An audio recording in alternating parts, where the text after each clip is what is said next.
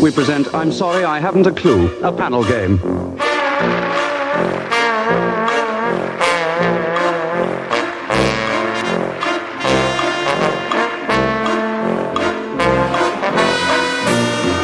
Starring the ludicrous, the very silly Tim Brooke Taylor, Graham Garden, Joe Kendall and Bill Oddie, with Dave Lee at the pianoforte and Humphrey Littleton in the chair. I thank you.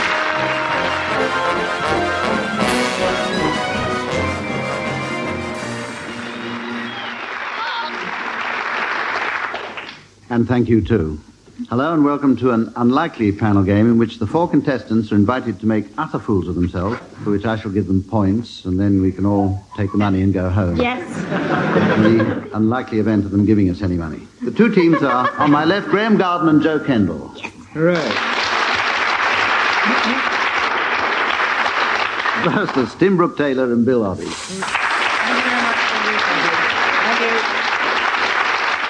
So far, so good. I shall be explaining the rules as we go on, which won't make very much difference. So, right, seconds away, round one. Round one, using the word in the widest possible sense, is a musical round. Each team has the words of a well-known song, which I'm going to ask them to sing to the wrong tune.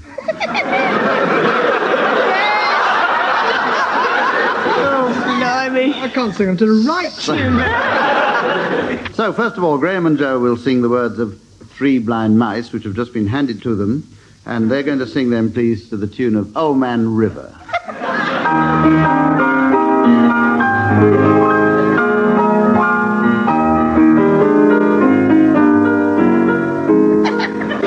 Now, three blind mice, three blind mice, see how they run, see how they run.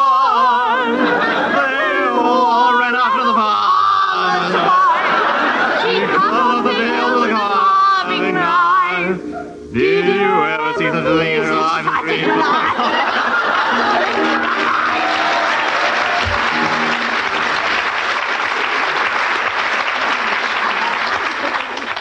I shall be adjudicating on pitching and diction and so on later on, but now, Tim and Bill, your words. Yes. Sing a song of sixpence, sung, please, to the tune of These Foolish Things.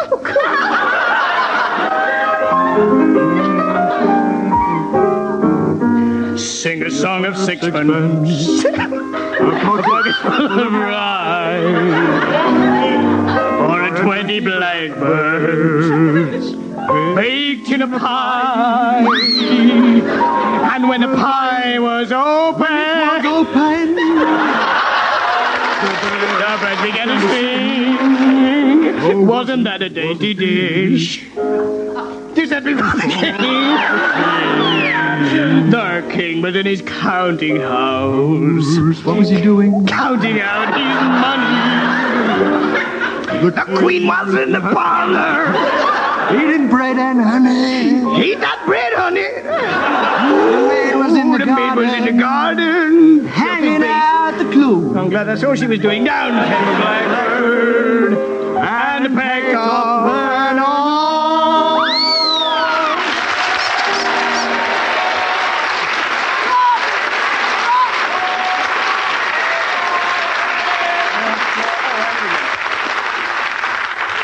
We'll have that again. I have to award marks for that. I'm inclined to award the highest marks to Joe and Graham because theirs was the shortest. But in fact, Tim and Bill brought the audience to the verge of tears with their interpretation. So they get 2 marks, and Joe and Graham get 1 for that. Right, let's go on to round 2. In front of each team, we're now going to put a piece of dialogue, which I'm going to ask them to read in an accent, which I shall give them in a moment, and they don't know anything about. Marks here will be awarded for authenticity of accent as well as dramatic interpretation. Well, this time let's start with Bill and Tim. Bill and Tim, will you please read your extract from Dr. Finley's casebook in a German accent?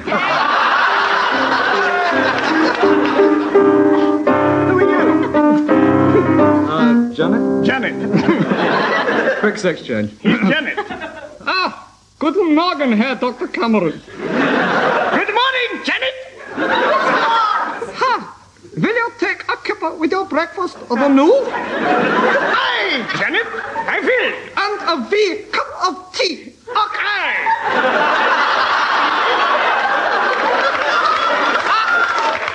It's better to come.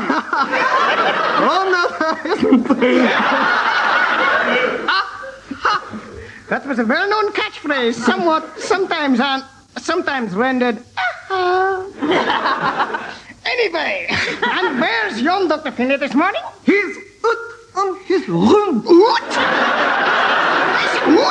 Oot on his runes is here. Oot on his runes. Dr. Cameron, and what's wrong with... The wee kipper. Ich sehr sorry. Aber ich read it again.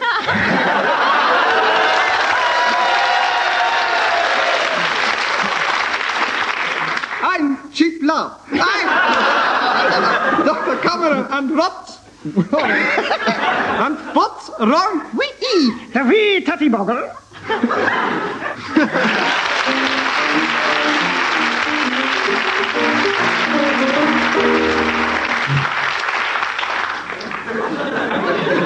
See that again. Now, Joe and Graham, your turn. A rendering of Till Death Do Us Part, which are being given now.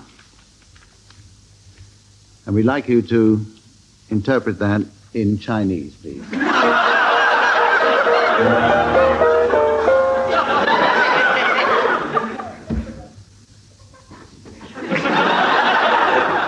You play the wife.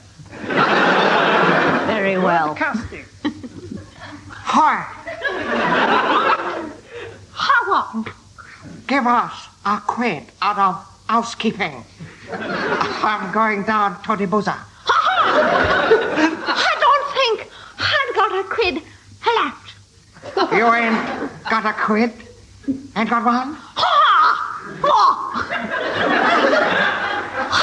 Special hall. Good on Bennett. What have you spent it on, you silly old moo?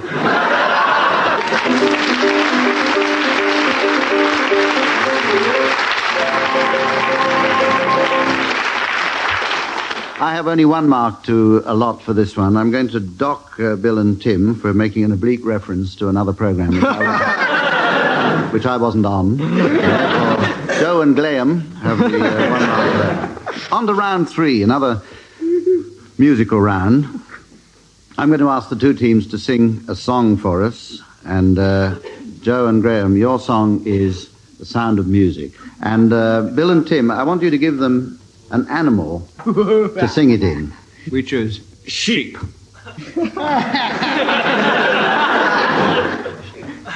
One, two, three.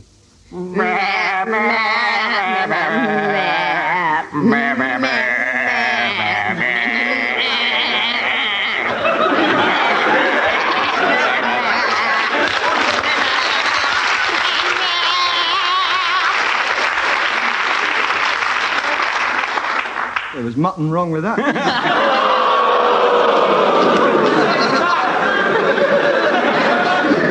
Now they will sing, I saw 3 sheep come sailing by. We'll hurriedly move on now to Bill and Tim. Your song is Hello Dolly. Joe and Graham, an animal, please. We choose chickens. You do. What's this mean?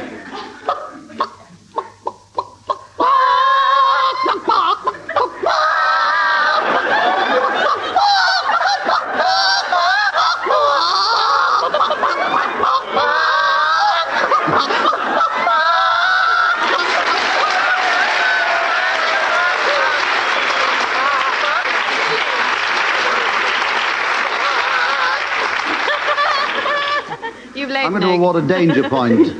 A danger point for that one to Bill and Tim. If you were here in the audience, you'd know why. They practically choked themselves to death. Round 4, and here the two teams challenge each other. Bill and Tim have prepared an unlikely situation for Joe and Graham, who will have to improvise a scene around it for exactly 2 minutes, or until I can stand it no longer. I shall bring the scene to an end with this noise on a machine with which I hope also to beat Mrs. Mary Whitehouse to the draw. So, So I hear. Bill and Tim, will you give Joe and Graham a scene, a cast, Yeah. and 3 props? Yes, with the best luck. The place, scene, is an elocution class. An elocution class. And the characters are a sports commentator.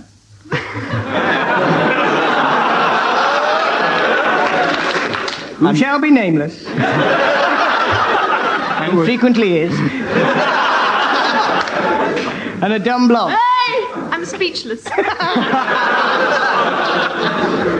the 3 objects are a sticking plaster, a Liberty bodice. And a rubber duck. It means a rubber duck.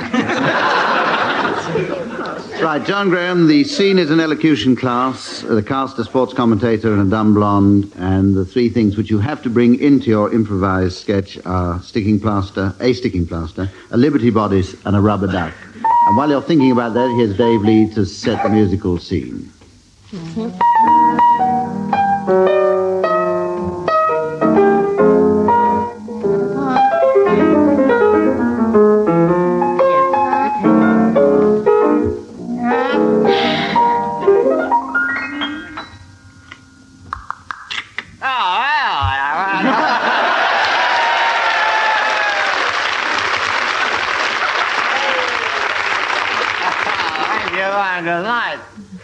Hello, I'm coming up from Hunslet and said, quite lovely for an elocution lesson.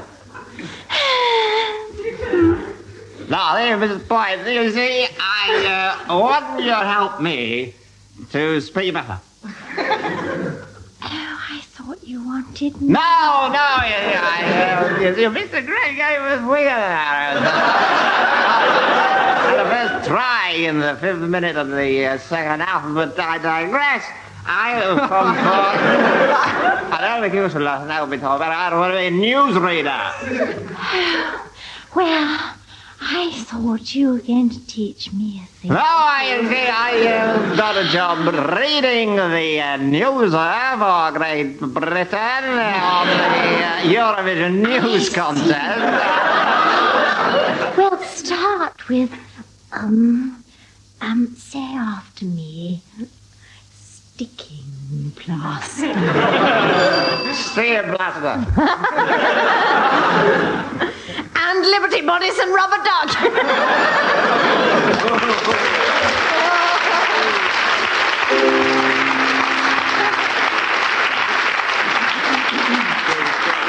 Well, with a certain amount of cheating, they just managed to get in their 3 props into that one. So before I judge on that one, let's go over to the other side, and it's your turn, Joe and Graham, to give Bill and Tim a situation. So, Joe and Graham, your scene, cast, and props, please.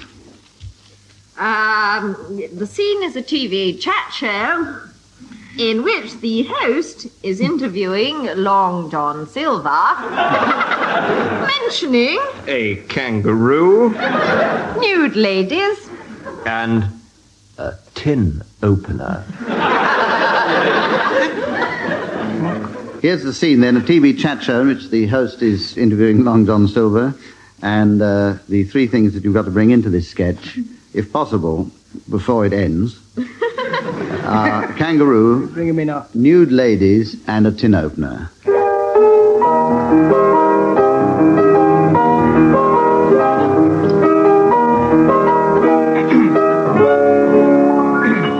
Hello, super wonderful, absolutely great to see you.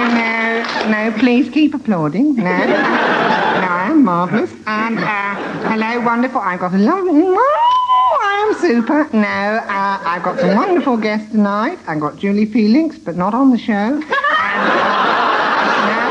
there are several great guests. First of all, I'd like to introduce you. God, I'm rich. No.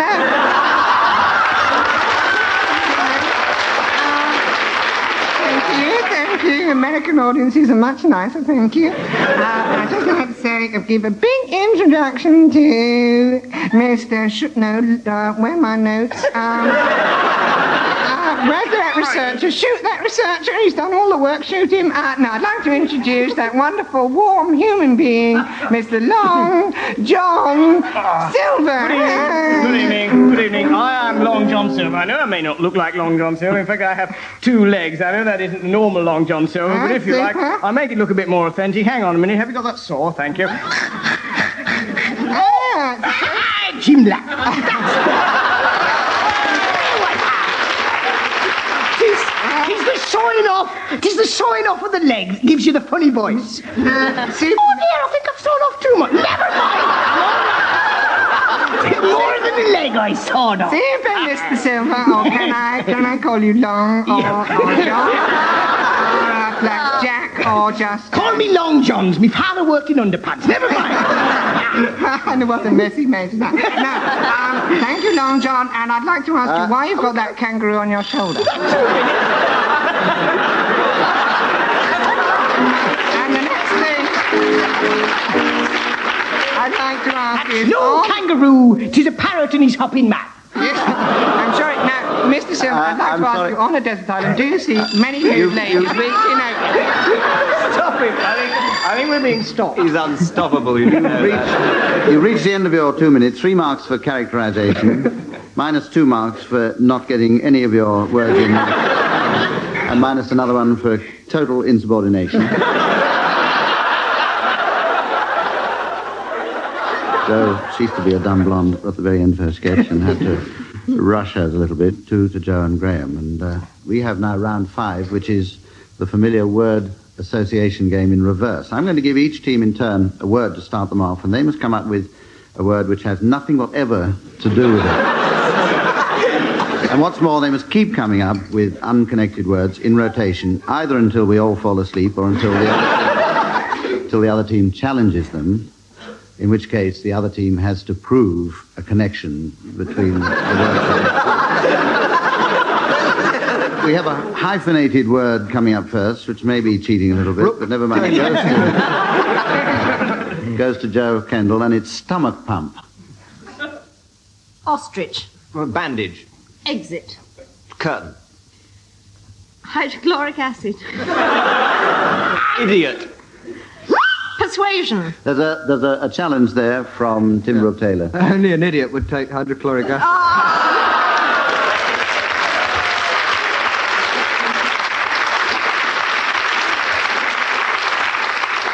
Yes, I'm going to allow that one, so that brings that Favoritism. chain of idiotic words to a merciful end, and we go over now to Tim and Bill, and your word to start you off is rhubarb. Elephant. Jeep. Egg. Mother. But I'm not prepared to go into it.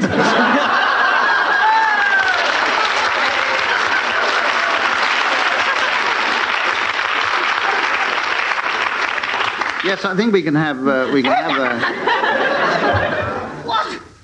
uphold that objection, but we won't go into it. We'll start again now with Graham. Your word is ferret. Mandible. Heartache. Avocado pear. Nausea. Tony Blackburn. I don't think any comment is required on Yes.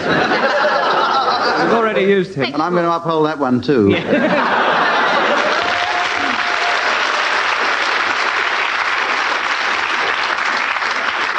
So we go over now to Tim Brooke Taylor, who's got to start off his succession of words, his team's succession of words, with grope. Makeup girls. None. None. Sorry, order please, we didn't hear you. A none. I don't know. Lovely thought. Paralyze the opposition with that. Pomegranate. There's a challenge there from Graham Garden. You've got to justify a connection Yes. between nun and pomegranate. There's a Sicilian order of nuns. You can tell Who it's live lying in the already. mountains. This is true. True. Who grow all the pomegranates for the mafia.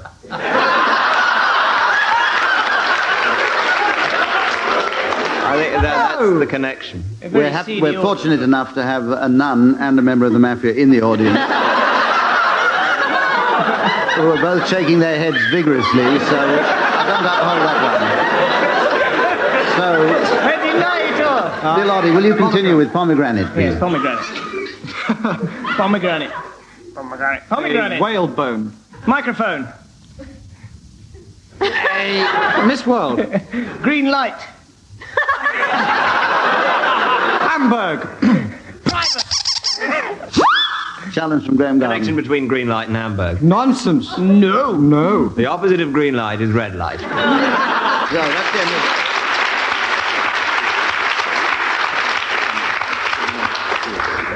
Tim and Bill scored 2 there, and Joe and Graham 1. 500. 1. Which brings us to round 6, and you're not going to believe this in a hurry, but it's another musical round. I'm going to give each team a subject on which they must improvise a 4-line calypso, taking 1 line each. And we're starting with Joe and Graham. Thank you. And your subject for a calypso is cucumber.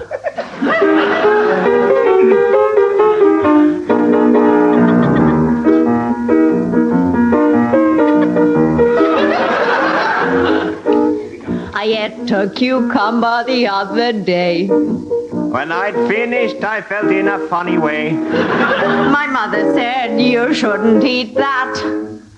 Not a cucumber, it's your father's hat.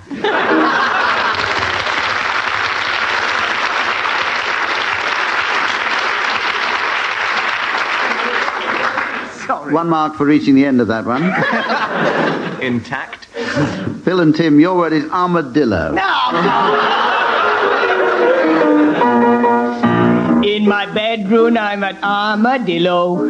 And I put my head upon a pillow. And every night, I have a funny dream. And then I let out an armadillo scream.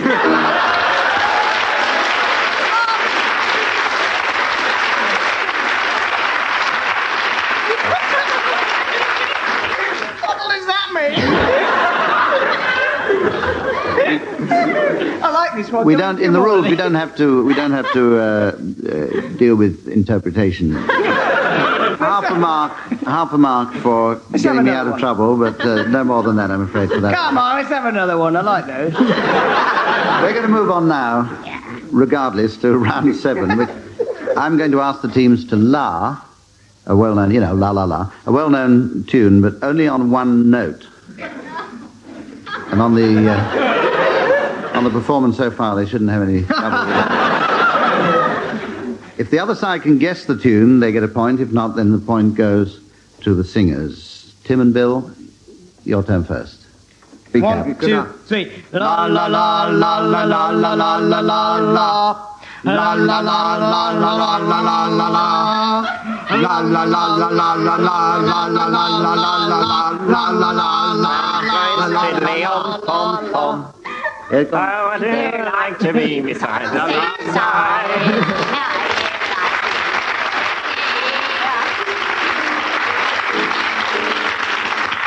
I should have said at the beginning of this round that if the audience here like to join in the chorus, they want their heads examined. Graham, your turn to la your tune, please. 1, 2, 3. La la la la la la la la la la la la la. That was the German entry in the Eurovision Song Contest.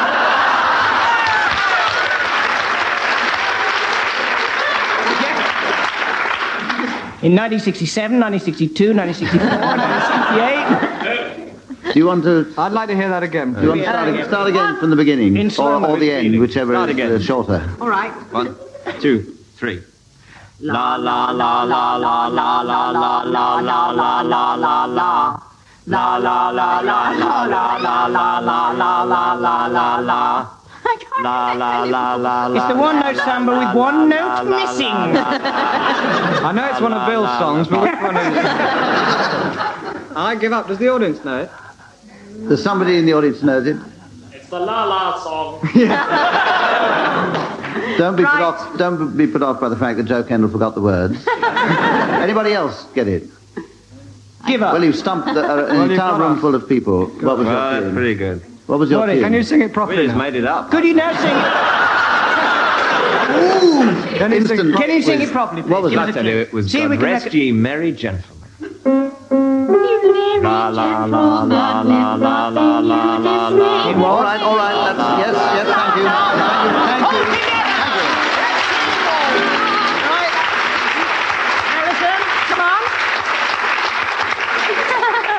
And heaving an enormous sigh of relief, we come to the last round, which is accent time once again. This time, Joe and Graham will read the Dr. Finlay piece, which is now being handed to them in Australian accents, please. I can't do that.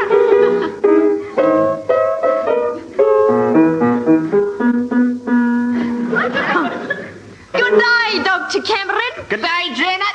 We'll take a kipper for your breakfast, the meal. Aye, Janet. I will. And a wee cup of tea at 12. Oh, hi.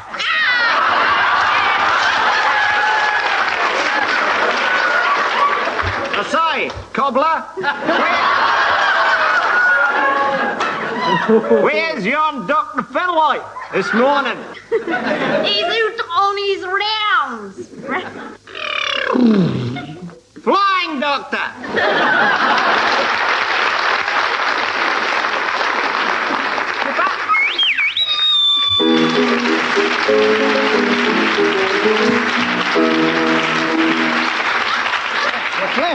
Frightfully noisy. That was horrible. The Australians, aren't they? But very realistic. Now, Tim and Bill, we'd like you to do the little bit of script from Till Death Do Us Part in what used to be called a BBC accent. Too easy. An upper class. Easy. Which do you want to do? I'll do Alf. I'll do the fella. You do the woman this time. To the woman, all right? It's more fun. Oi! Give us a quid out of the housekeeping. I'm going down to the boozer. Yeah. I don't think I've got a quid left. You ain't got a quid. Ain't got one? What? I spent it all. G. Bennett, Esquire.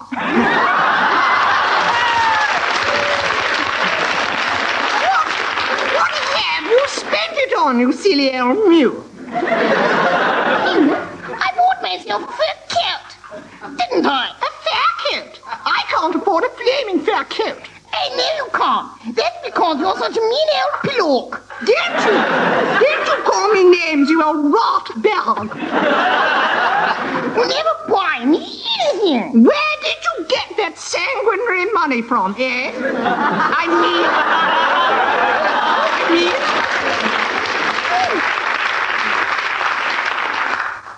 If only because it's practically the end of the programme. 3 marks to each of them for that. Brings the score, if you're interested, to Graham Garden and Joe Kendall, 11. Bill Oddie and Tim Brooke-Taylor, 11.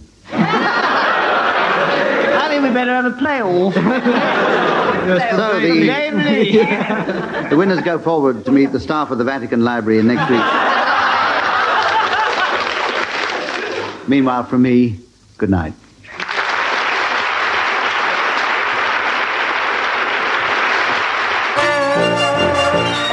Littleton quite rightly opted out there on behalf of Tim Brooke-Taylor, Graham Garden, Joe Kendall, Bill Oddie and Dave Lee at the piano. This so-called panel game was devised by Graham Garden and produced by David Hatch.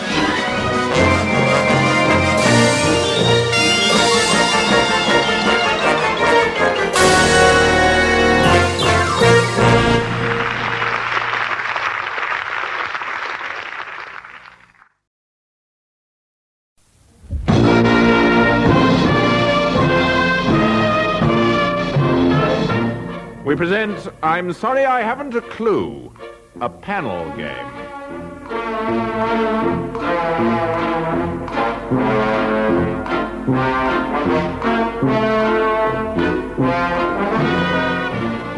And now, once again, despite last week's program, we present Tim Brooke-Taylor, Graham Garden, Joe Kendall, and Bill Oddie.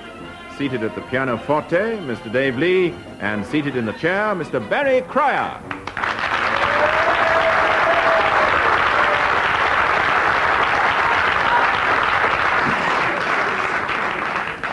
Hello, it says here. And despite a warning from Humphrey Littleton, I agreed to take the chair for this programme, but he'll be back later in the series when he's fully recovered. It says here that the tomb teams are, on the one hand, the tomb teams, it's a new word I've invented, a grave statement, on the one hand. Graham, oh, come on in, Maud, Garden.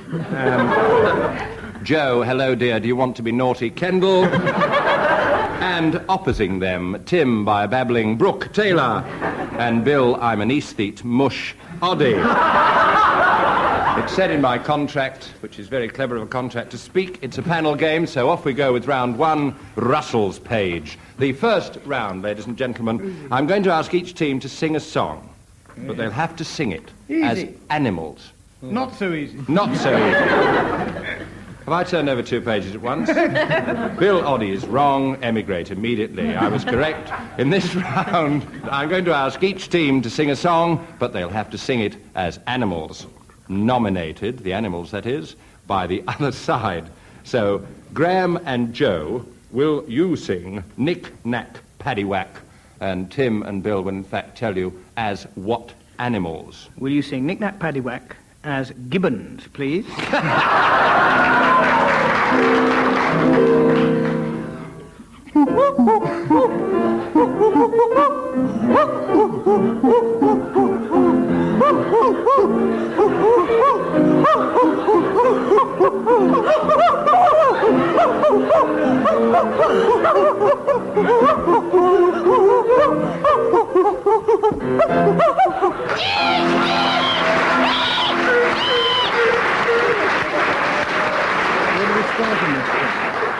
A perfect example of Gibbon's decline and fall, and now we ask Joe and Graham to, I should say, Tim and Bill are going to sing things ain't what they used to be, I should have said to you, and I want you to specify their animals. Cows. Well, they are, yes, but specify the animals. Extremely Cows. bad moves, that is. Cows. Wait a minute!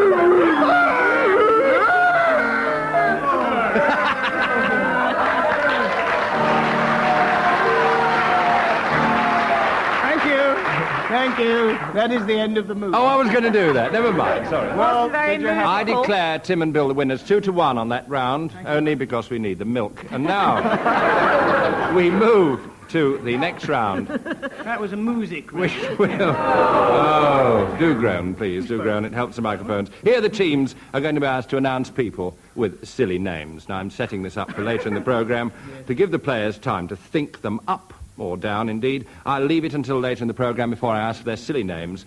Lady and gentlemen, will you think up silly names for people arriving at the Plumbers Ball? Plumbers? The... Singular, yes. Singular. It's not a happy life for some people. The Plumbers Ball... We will return to that later in the programme. Now we ring the changes with the blues, ladies and gentlemen. They've now got to give each other subjects to sing a blues. May I point out at this juncture that you can get more points for not repeating the first line when you sing the second line. There's a bit of creativity, you'll get some more points. So Tim and Bill, will you give Joe and Graham a subject for a blues? Yes, certainly, Barry. Hello there, Tim. The Motor Show is their subject. The Motor Show Blues. Oh,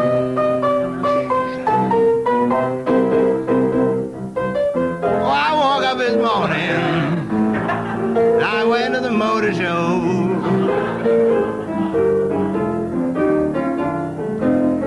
I woke up this morning and I went out on my own. And when I got there, I found the bird had flown.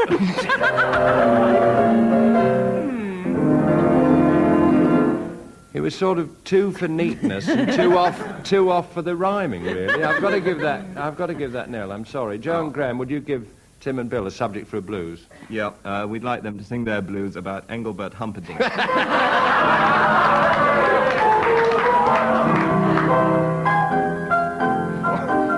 yes, all right. Here coming in the moment. You want to start that blues again? I woke up one morning and I felt so sad. Oh, yes, he did. He woke up one morning and felt so sad. I'm waiting till the moment comes. Oh, yes, I was watching the television last night, and ooh, baby, it was so bad. I don't wish to speak ill of friends, but Engelbert Humperdinck is my dad, and so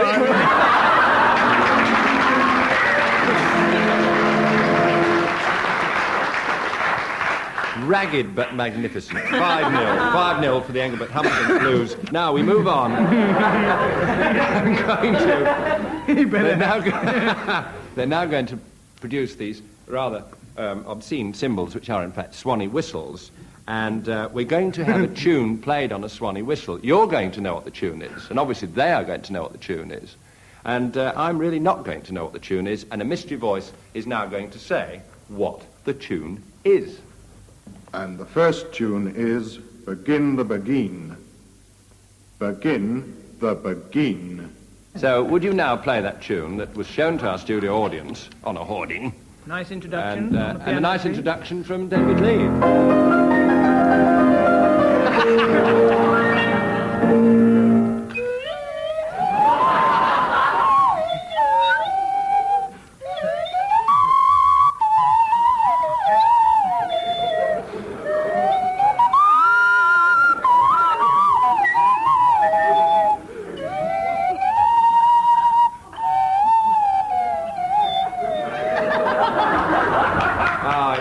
One more time!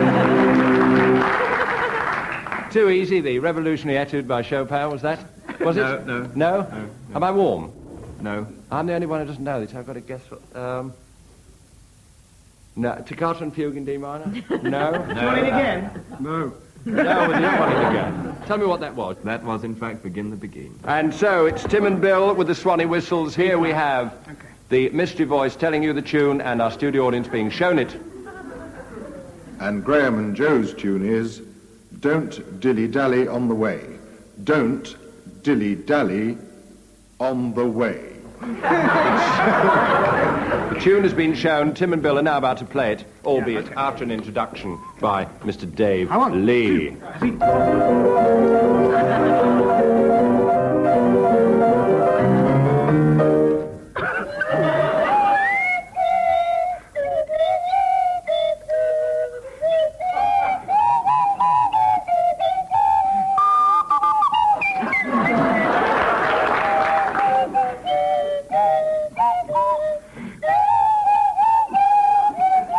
Skibbity-boo, skibbity-boo, skibbity-boo.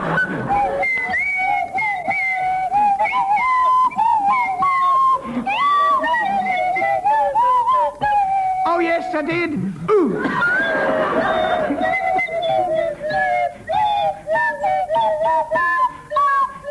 Way home.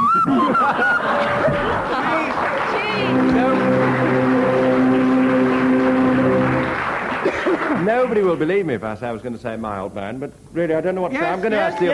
I think the audience should be brought more into the show on this. I think the audience are going to adjudicate on this. Judge on the playing and whether you recognised it and the expertise. I give you first, and the volume of your applause will determine this, I give you first Joe and Graham, their rendition of their tune. And then the rendition by Tim and Bill of My Old Man Said Following.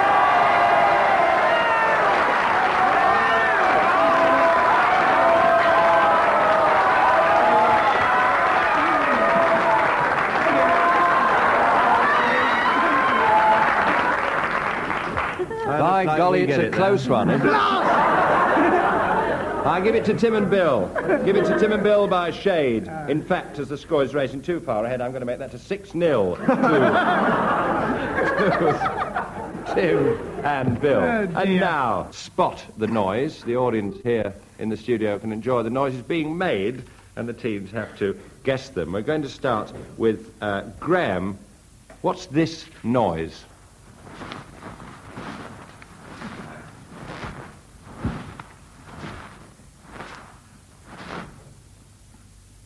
It's a man walking through porridge. Nearly. A woman walking through porridge. That's sex on the brain. It's still a man. A man. A man What's he about walking to walk through porridge? No. No. A man thinking about walking through porridge. You've got oats on the brain. No, it's not porridge. Snow. What's he walking? Snow, said Joe Kendall. She shouldn't, but I don't mind. That's quite all right. 2 points, I'll give it there. And now it's Tim with this noise.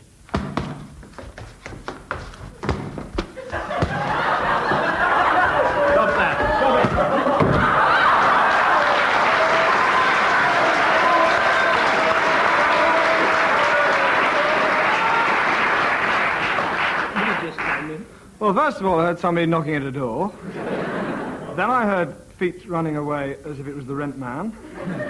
And after that, a heavy weight from the ground.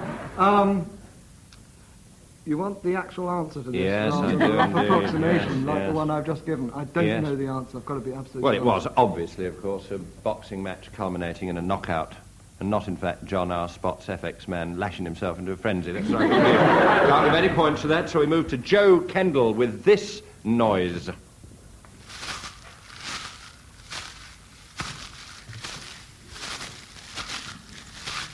It's a man walking on gravel. Nearly. A woman Not walking on. Man walking through something, conceivably. Oh, I shouldn't have said that. Graham says it's a man walking through stale porridge. Let's have a challenge. Yes, there's a challenge here. challenge. Redress the balance. Edmundo Ross practicing. Slowly. I like that. I'll give that 1 point because the challenge wasn't catered for. It's 2-1 at the moment. And Bill, listen to this noise.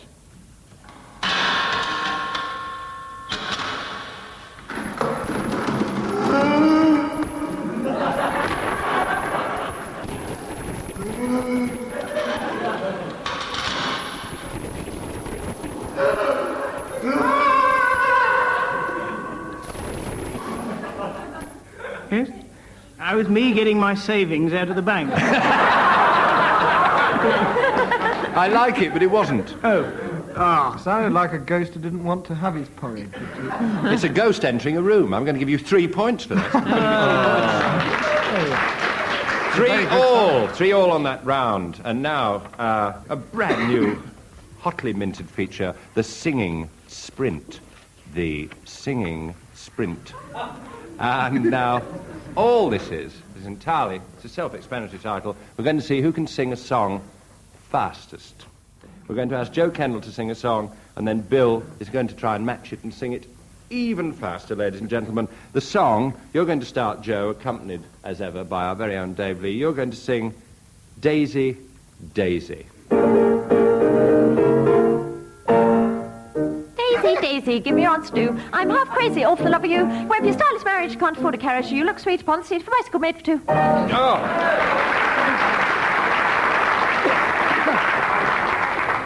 What have I got to beat? You've got to beat about Apart 7 from it. seconds by my estimation, All right. by the hairs on my wrist. 7 seconds from Joe Kendall. All right.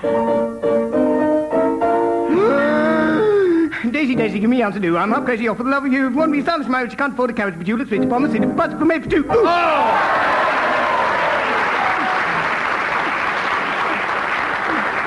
4.5 seconds from Bill Oddie. So I'm going to give that 2 points. 2-0 at the moment. So now we go to Graham. This is going to be Graham and Tim singing the same song. Remember, Graham, sing as fast as you can from Fiddler on the Roof. If I were a rich man. If you were a rich man, I'm all day long, if I were a wealthy man. No, I wouldn't work hard. If I were a very rich, little man.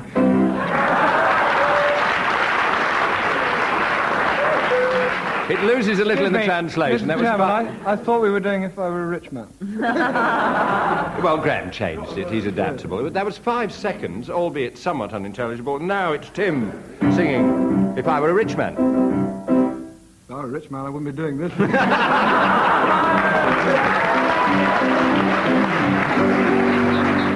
If I were a rich man, all day long, and if I were a thing, I wouldn't have to work. Man.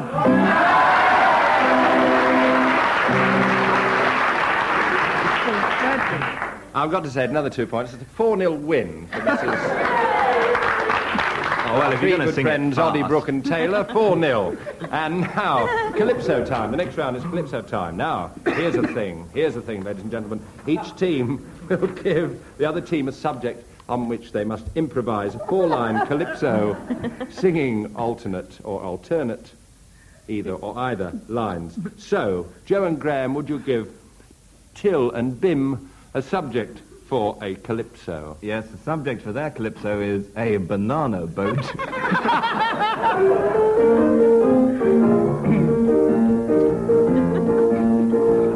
Now, hold on. Keep it going. Get the atmosphere. Wait a minute. Oh, yes, get the voice. Right. Da-da-da, la-da-da-da-da. Wait up. Keep going. I'm getting the rhythm. 1 point to Joe and Graham. Be with you in a moment. All right.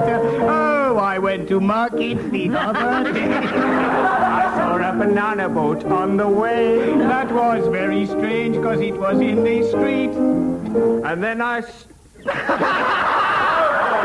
Wait a minute. Sorry about that. I'm sorry, I was no, we interrupted by the must go audience. to them. No point to that. No point. He hasn't finished yet. Well, exactly. Revenge. Oh, there's years in him yet. Revenge can be sweet because you've now got to give Joe Revenge and Graham can be sweet. sweet. Revenge can be very sweet. 1 point for that. Unaccompanied. Revenge can be very Give them, Joe and Graham, a subject for a Calypso. Retaliate immediately. And your subject for a Calypso is a pair of oranges.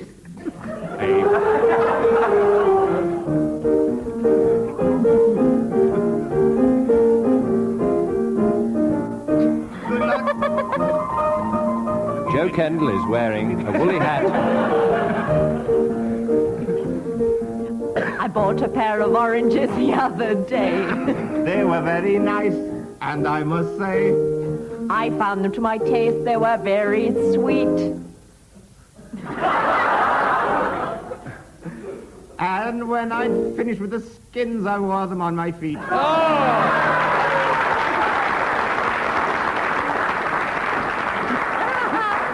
5-0 and beautiful One alternation for the as well. intellectuals. The sense of rhythm was enchanting and the alternation was impeccable. I'm going to start with Graham Garden a word, and he's got to immediately come up with another word which has nothing whatsoever to do with it. Now, the other team can challenge and see if they can establish a connection. Let's start with Graham, and I'll give you the word sausage. Bicycle. Elephant. Cake. Mothballs. Mouse. Rugby ball. Cheese. Elephant's foot umbrella stand. A challenge from Graham Garden in lieu of a word. Yes. I challenge that and I claim the point.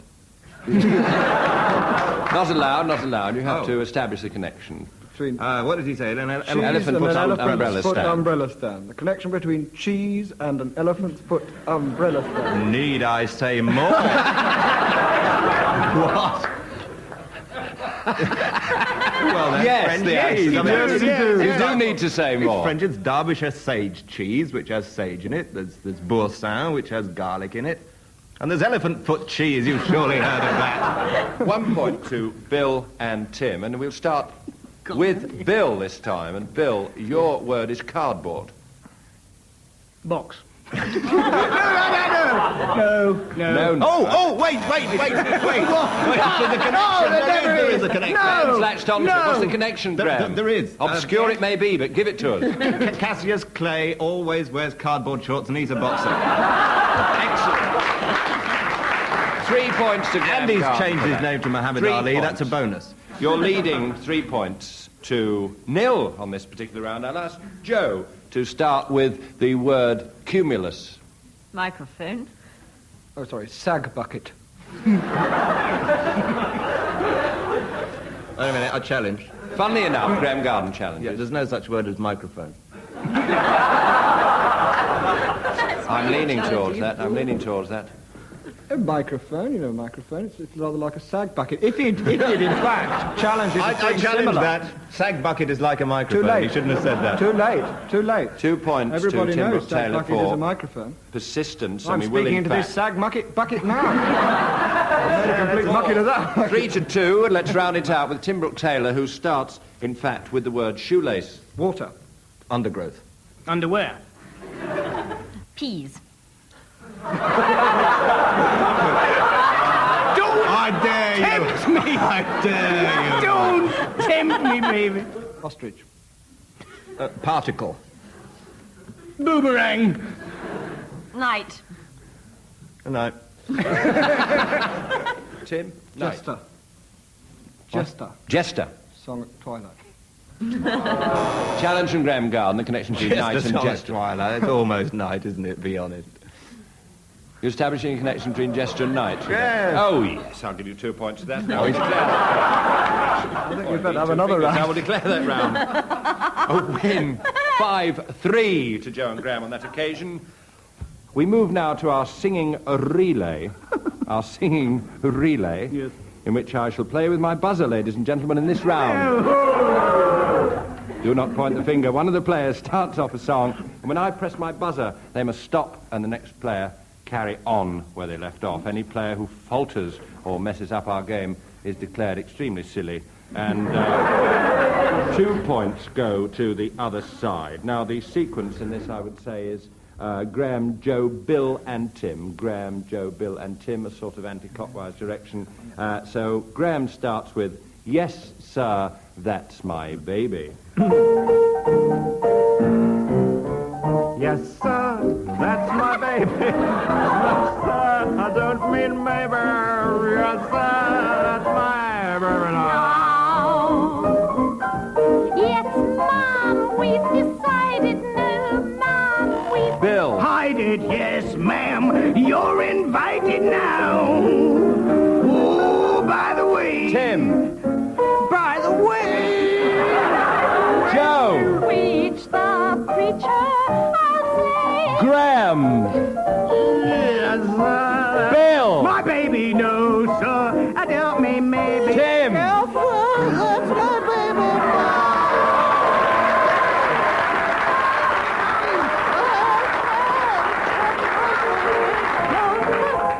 I'll say that's it. No, we'll hold it there, really. We'll hold it there. I'll declare it a 2-all draw because I've just realised I was playing with my buzzer when I should have been playing with my hooter. Did you spot this mistake? A 2-all draw. And now we revert to what I mentioned earlier, late arrivals at the Plumbers Ball, and we want some silly names of people there arriving. Who arrived at the Plumbers Ball? Bill, you do one. Mr. and Mrs. Closet. And their son, Walter Closet. Right. Mr. Turn. And his daughter, Sis. Excellent. Excellent. You're winning 4-0 as I go to you, in fact, for your 2 arrivals at the Plumbers Ball, please, Joe and Graham. Mr. and Mrs. Paper. And their son. And their tycoon son. And their sons, Lou. No. Yes. Lou makes it. I'll give 3 points to that. Can we have other arrivals, please? What one-track minds have we got? The final arrival. At the Plumbers Ball is platform. Mr. and Mrs. King Pipes. And their son, Lee King Pipes.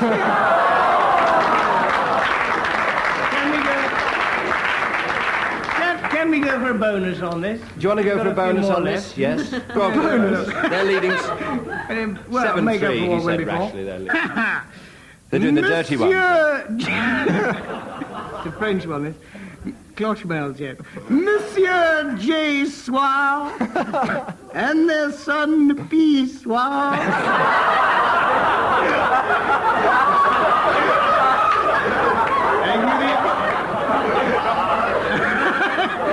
And on the same subject, Mr. and Mrs. Now and their son Uriah Now.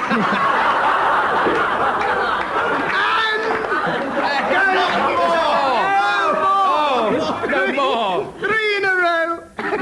that's not one. Mr. and Mrs. Room and their children, Geoffrey, the largest room, and Lou, the smallest. Oh, dear. And wait a minute. Mr. Jeff Ing. And his old father, who's just been released from prison. And he's therefore just an old lag, Ing. It is a graceful chain reaction. I still declare Joe and Graham 7-3 winners on that round. And now we split the audience. We invite the audience to join the show at this point. And for all you at home, it's page 11. In this round,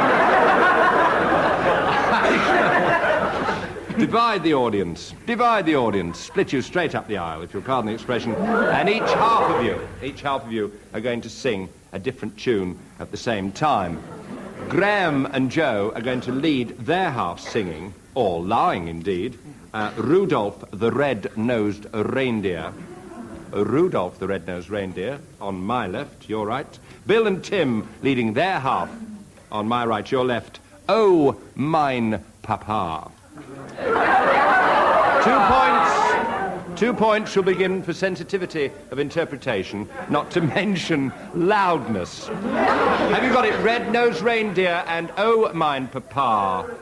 Dave, one, wait. Do you want a rehearsal of this? Now.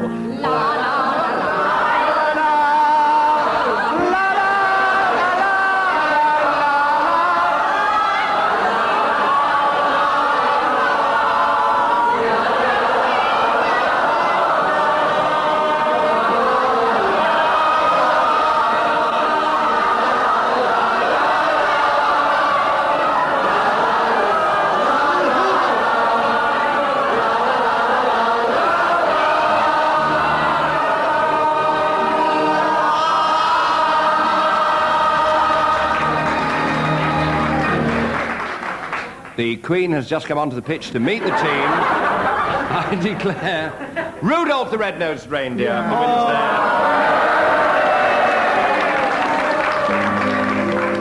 there by a narrow 5-4 edge. Who cares for 2 points? 5-4 edge. And I really do believe that's it, whatever it was. That is it, ladies and gentlemen. If you insist on a score, it's Graham and Joe 38. Tim and Bill, 7. No, that can't be right. No, 17. So I declare Graham and Joe the winners, ladies and gentlemen. And at this juncture, I would like to say, anybody listening tonight, is there anybody listening tonight? Do send in any of your own ideas for this quiz, and you can rest assured that if the BBC don't recompense you for them, we won't. I'm afraid there's another edition of I'm Sorry I Haven't a Clue at the same time next week, and I'll be back in the chair, this time strapped. Goodbye for now.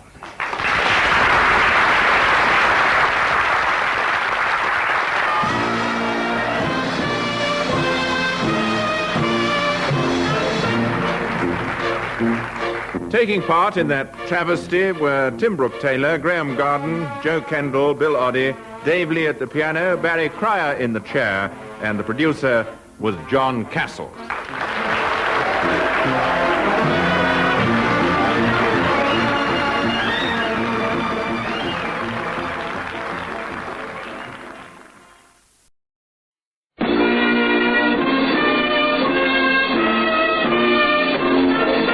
We present I'm Sorry I Haven't a Clue, a panel game. And your chairman this week, Barry Cryer.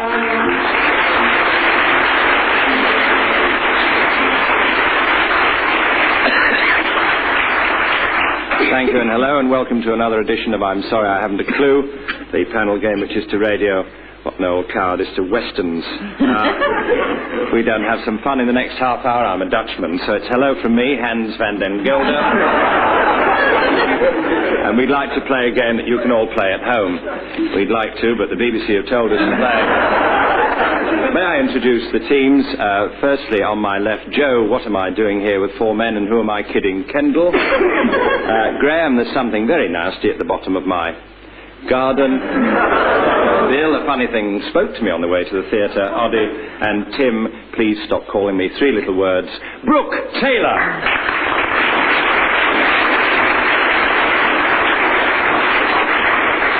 And we go straight in with our first round, Calypso time, ladies and gentlemen. And by the way, I've just spotted Henry Cooper in our audience. Oh, I'm sorry, madam. Flash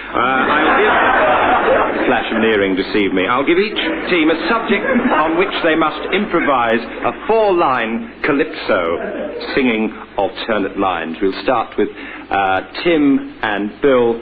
And your first subject, gentlemen, teeth. Keep it, I'm going in. We're going to have a big calypso about teeth and keep it going. All right. Spin it out a little while. Oh, yeah. All right. Have another banana. Hang on, I'm sitting there. Oh, the other day I lost my teeth. I borrowed a pair from Edward Heath.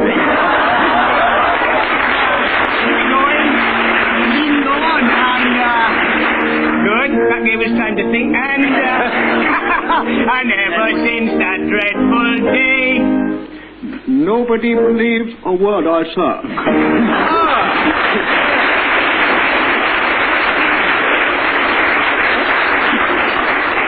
Four for that. Ted, we don't mean a word of it. No, of course. 4 for that from Tim and Bill. We move to Joe and Graham. Your first subject for a Calypso subject, traffic wardens.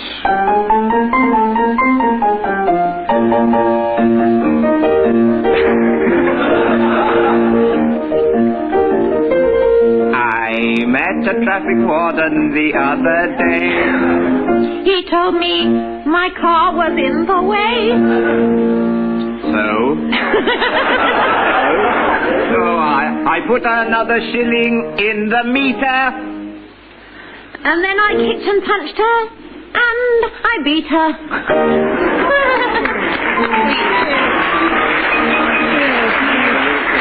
The art of the violence on radio. The art of the anticlimax lives. No, I can give 2 to Joe and Graham. And the next round is preceded by the announcement that I'm setting up our silly names competition. Late arrivals, ladies and gentlemen, will you, as the programme progresses, think up some silly people arriving late at the clothing manufacturers' ball? The clothing manufacturers' ball. Silly names, please. And we'll return to that and our denouement later on. Now, word for word. Word for word, I'm going to give a member of each team a word, and the other member of the team has to immediately reply with a word that has no connection whatsoever. The other team can challenge by pressing buzzers and try and prove a connection. Well, that was so panic. We'll start... Tim's just sat on his buzzer. We'll start with Tim, but we'll start with Tim in actual fact. And Tim, would you start with the word custard? Grass skirt. Elephant. Marble. A challenge by Graham Garden. A very clear connection there between grass skirt and elephant, I think you'll agree. Well, would you clarify it further? Need I?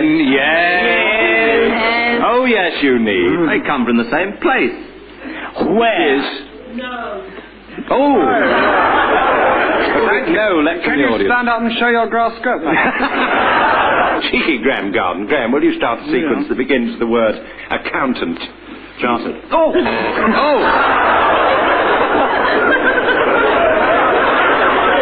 Can you prove a connection, gentlemen? Tim and Bill, chartered and accountant. No. Unlikely to make It's a bit if you wear grass skirts. I'll give 2 points then. I'll give 2 points to that. And I will, in fact, leap to Bill Oddie. Bill, will you start with the word ferret?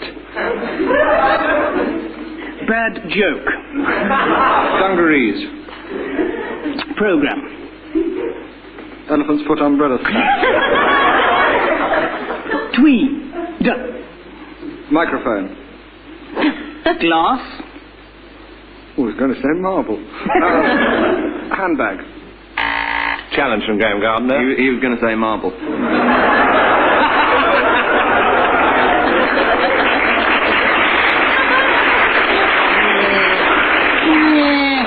Give the lad 2 for that. I'll give the lad.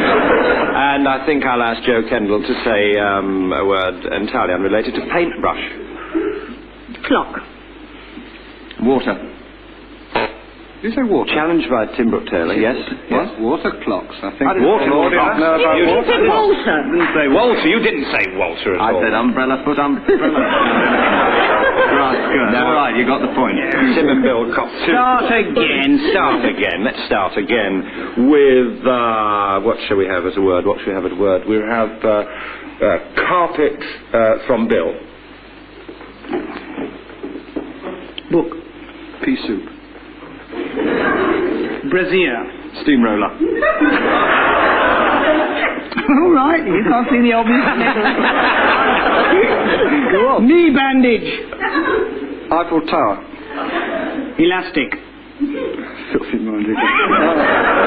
A filthy mind. They're winning. Can't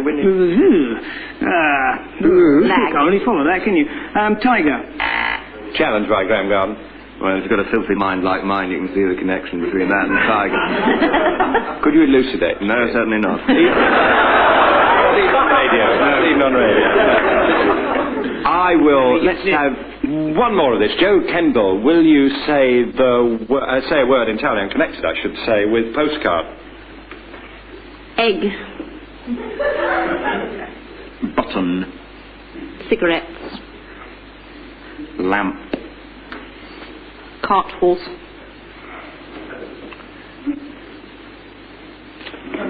Submarine. Paper bag. Baboon. Heart. Nautical. Pensioner. Strap. Headache. Whip. Very animal. Challenged by Tim Brooke Taylor. Stop him, you fool! I was just getting in. Bill was following the plot there. You always under a plain cover. Tim, what was your challenge? You always get a headache after you've been whipped.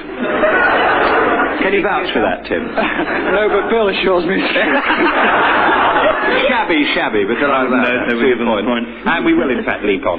We move on, do you wonder, to our next musical round, which is musical duet time. Each of the teams is going to play a duet, the relevant instruments being a violin and a swanny whistle. I'll ask Graham and Joe to start on this occasion. They're going to play a duet, and I'm going to see if I can recognise it. If I do recognise it, they score. Graham is picking up his Strad and his violin, and Joe has a swanny whistle, but she's having it seen to.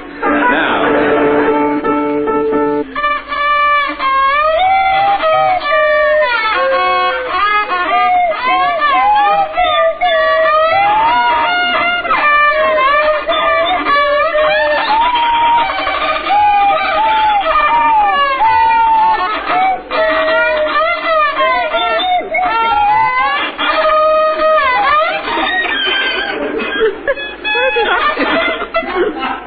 Say them first.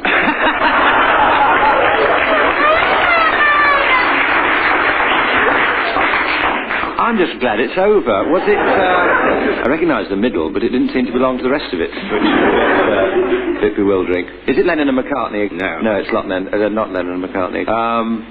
Any clues, please? Any clues? Some. Some. That's a clue? Some is a clue. Some enchanted evening. Yes. Well, I didn't get it musically, but Tim Brooke Taylor is now walking over to the violin. The violin is in fact staying there, and Billy has the swanny whistle. 1, 2, 1, 2, 3, 4.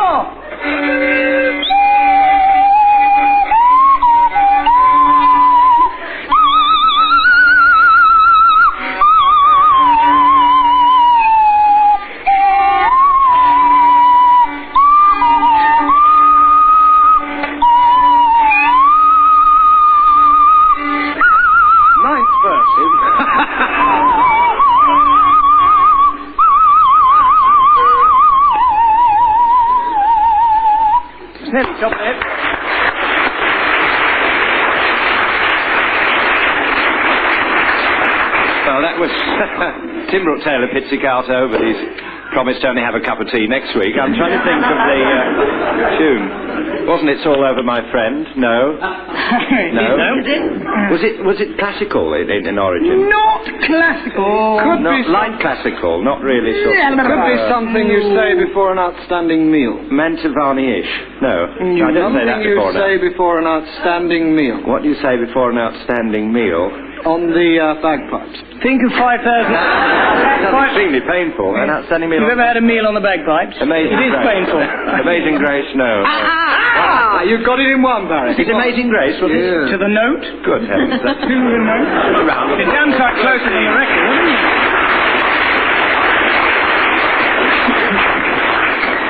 Now for a rather bizarre item entitled Tag Wrestling. I think I ought to explain that. Tag in this instance meaning tagline, punchline, final line. I'm going to give each team the final line of a hopefully short story. A member of one team must start the story and obviously head straight for the end of their own particular story before I press my hooter, if you'll pardon the expression, and then a member of the other team must then take up the story very quickly, but they're heading for their punchline. Now, the first team to reach their tag wins, and in the event of nobody finishing, I shall probably fall asleep. Now, we go first of all to Tim and Bill, and your tagline of your story is, "Hello," said the vicar, "and Mother hid the sewing machine." Or, "Hello," said the vicar, "and Mother hid the sewing machine." Meanwhile, on the other side of the studio, Joe and Graham, the end of your story is, "All right," said the inspector. "If Bob's really Betty, who shot the hamster?" All right, said the inspector. "If Bob's really Betty, who shot the hamster?"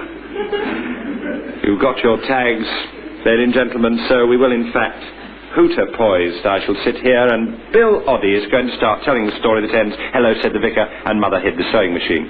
Yes. Well, the family were gathered round the drawing room one evening and they decided they were going to have a concert, a sort of concert party, which all the members of the family... That's me, isn't it? Yes, Graham. Gosh, said Bob. At that moment, Mother produced their performing hamster.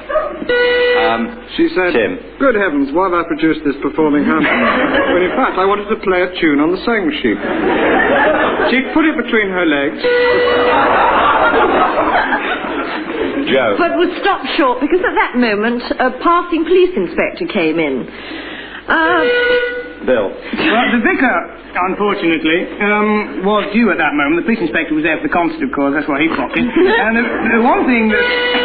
Graham. The one thing the police inspector wanted to know was where was Betty? "I don't know," said Bob. And the vicar said, "What are you doing here, Betty and Bob? I didn't expect you. Go home," and they did.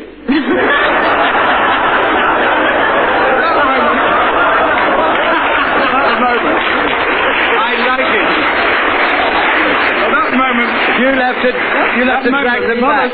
You'll have to drag them back. Ah. Joe. There was a knock on the door. Please come back in. Said the inspector and a high-voiced person called Bob. The vicar, as Mother knew, had one song that he particularly didn't want her to sing, which was called "The Sewing Machine." You know the one, so. Anyway... Graham. At that moment, a shot rang out. Clutching its chest, the tiny hamster fell to the floor. "Nobody leave the room," said the inspector. Tim. Because Mother wants to play this tune on the sewing machine. Mother said, "It's the first time I'll be able to play it because the vicar doesn't like it." "And hello," said the vicar as he came in, and Mother hid the sewing machine. Oh, I got it. I hooted, but you were there. I hooted, but did the audience agree that they got there? Tim and Bill, did they get there? Did they get there? No. I will score. Yes, I will score 3-0 for that little tag wrestling. Let's go to picking up song, carry on singing, ladies and gentlemen. One player to start a song, and when he or she stops, the next player in the other team must pick up on the word on which he or she stopped with a totally different song. Let's start. Let's start with Bill. Sing a song, Bill, and stop on a word of your choice. Graham to pick it up. Pack up all my cares and woe, Here I go, singing low. Sweet chariot, coming for to carry me home. Home, home on the range, where the deer and the antelope play. Plays, really play. Play it again. I love it. Play it again. I don't there. 2 points I give to Tim and Bill, and we will in fact go to Graham to start another song, please. There is a tavern in the town.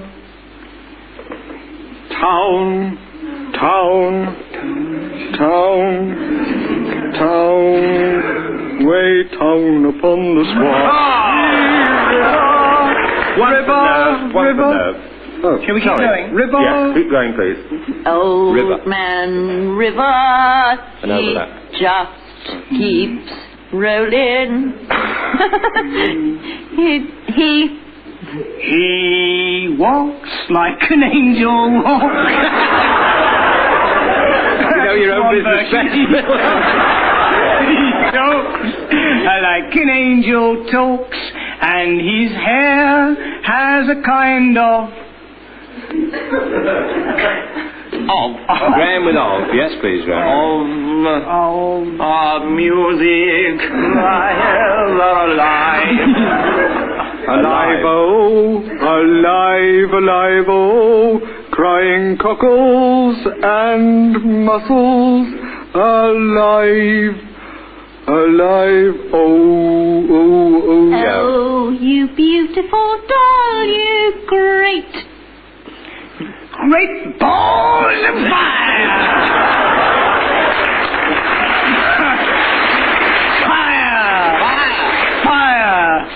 Fire ruled the world.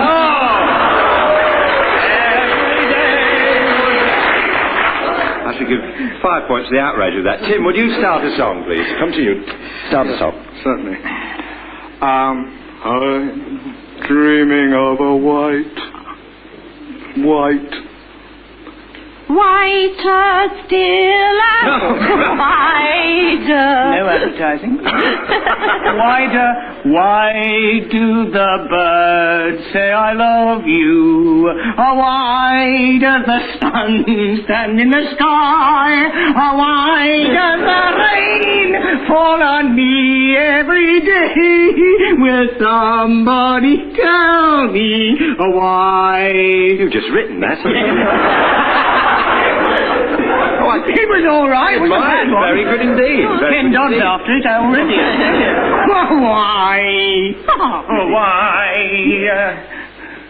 Why do the birds keep on singing? That's the one you were thinking of. No. Singing in the rain, just singing in the rain, have a glorious feeling. Feeling too. Feeling groovy.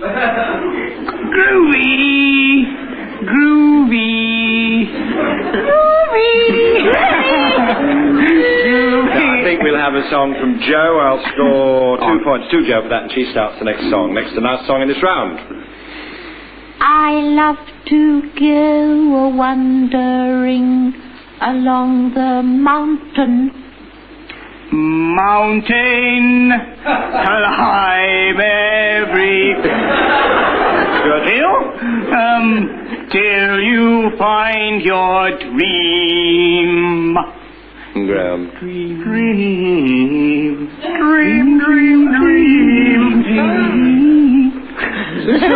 Still dream. It's a long dream. Dim. I don't know that one, Bill. Dream. My hoot is poised. Yes, I expect it is, Barry. Dream a little dream with me. Tune's wrong, words right. Dream along with me. Yeah. Dream along with me. Me. Jo. Me David whispering. Stop it. and my shadow strolling down the avenue. Haven't you seen me? I'm walking down the street. Don't I look so neat from my head down to me feet? Tell us about it. Superb. 5 points all. Superb. Round of applause, both teams.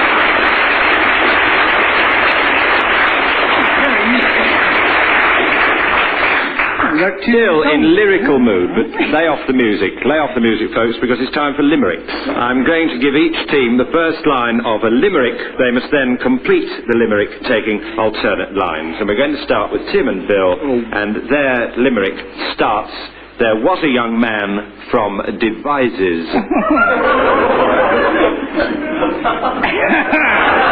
Was a young man from Devizes. I think we all know that one. Yeah. Let's try and forget it for a moment. You can do it on your own. What they said about him. No? I'll do the first line. All right. There was a young man from Devizes. Oh, that's original. There was a young man from Devizes. So is that? Who falls and occasionally rises. He said, "It's my fault. And I am such a dolt. But whenever was dirty. My legs are of different sizes? Yeah. Most euphemistic lyric I've ever heard. Wasn't it nice to hear that one again? Cleaned up. But now, Joe and Graham, will you make what you will of "There once was a woman from Poole." There once was a woman from Poole.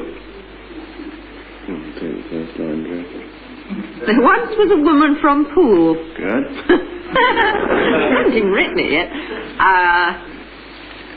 Who thought she was frightfully cool. She went for a walk.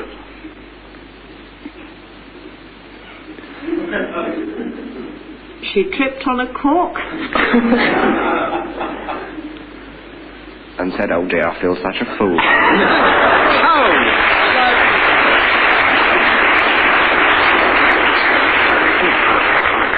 Golly, we needed that. So now, on to the next round, singing relay.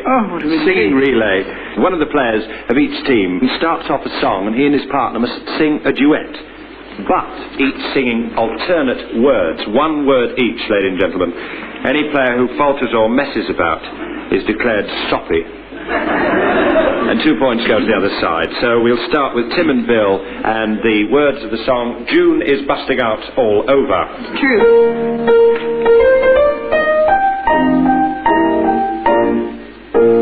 June is busting out all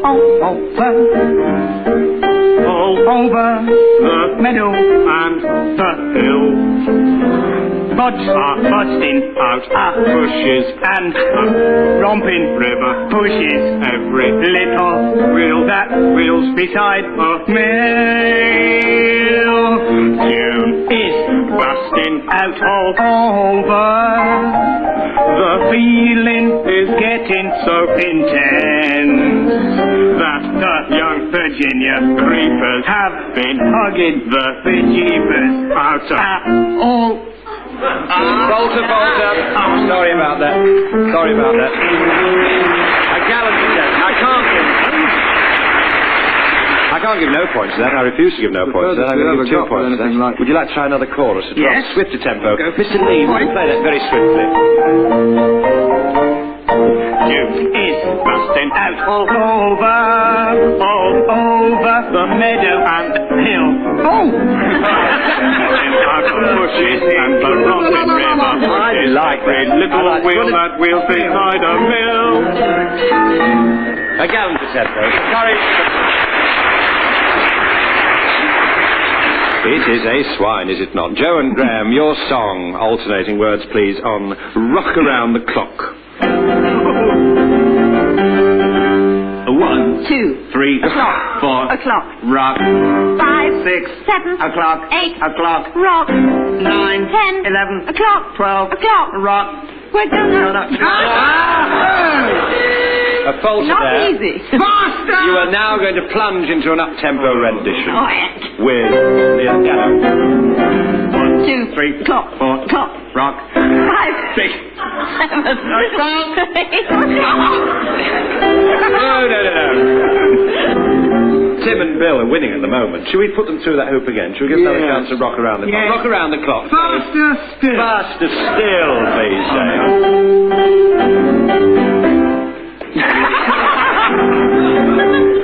1, 2, 3, o'clock, 4, o'clock, rock, 5, 6, 7, o'clock, 8, o'clock, rock, 9, 10, 11, o'clock, 12, o'clock, rock, where, gonna, rock, around, the clock, tonight, good, yeah, glad, rag, on, on. I'm declaring that a draw. I'm declaring that a draw. Go on, madam.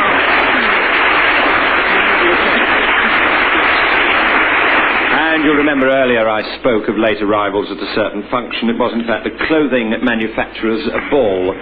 So I'm going to ask the two teams to mention some of the silly people who arrived late at the clothing manufacturer's ball, please.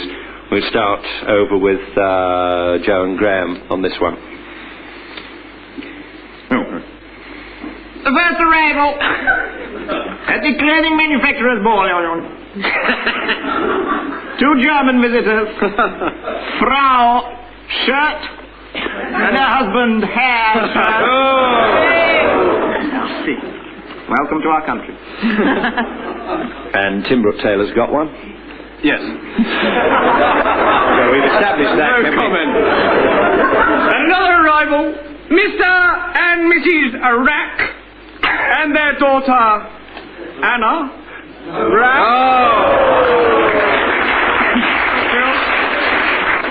They'll be very pleased. And waiting at the ball, Mr. and Mrs. Elastic and their son Nick. Funnily enough, he was unarmed. But instead, dipping for Mr. Nick Elastic, we have at the clothing manufacturer's ball Mr. and Mrs. J. Frantz and their son. Why do I bother?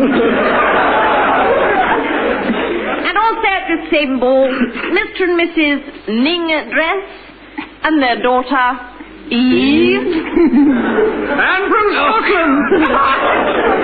Scotland, Mr. and Mrs. Strap and their son. That's it.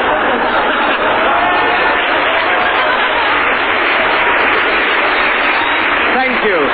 Well, he certainly has your support. And finally, would you believe it? Mr. Penders is killing me. And his wife, Mrs. Penders, is killing me. Rapidly followed by another late arrival, Mr. and Mrs. Icklestocking. From Russia. With their Russian cousin, Serge Icklestocking.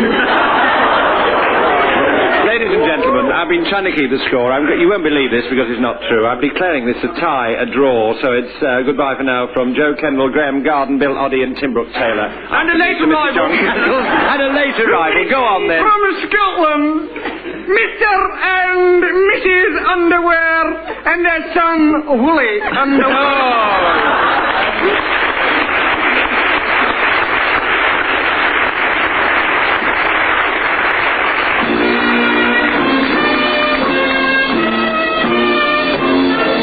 Barry Cryer at last managed to say goodbye from Tim Brooke Taylor, Graham Garden, Joe Kendall, Bill Oddie, Dave Lee at the piano, and producer John Castle.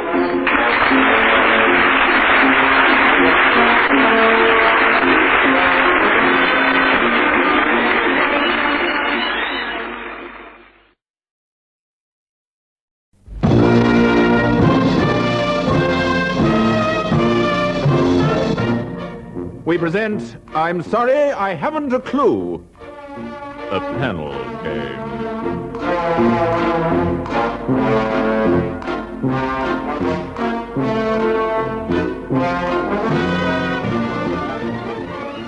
And would you believe it, once again it's Tim Brooke Taylor, Graham Garden and Bill Oddie, joined this week by John Cleese. Dave Lee is still seated at the piano, but this time Humphrey Littleton is in the chair.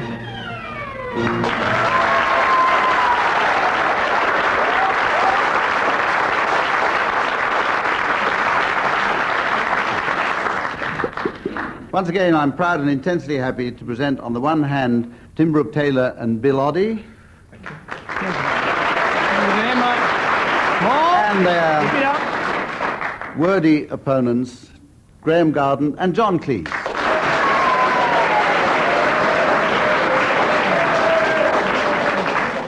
This, as you know, is a sort of panel game. Don't worry, it only goes on for half an hour and then things will get back to normal. First round is the one in which each team has to sing the words of one song to the tune of another. Right.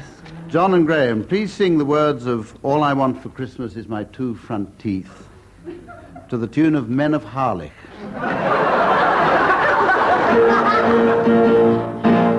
All I want for Christmas is my two front teeth, my two front teeth. See my two front teeth, dear, I could only have my two front teeth. Then I could wish you Merry Christmas. It seems so long since I could say, Sister Susie, sitting on a thistle, gosh, oh gee, how happy I'd be if I could only whistle. All I want for Christmas is my two front teeth.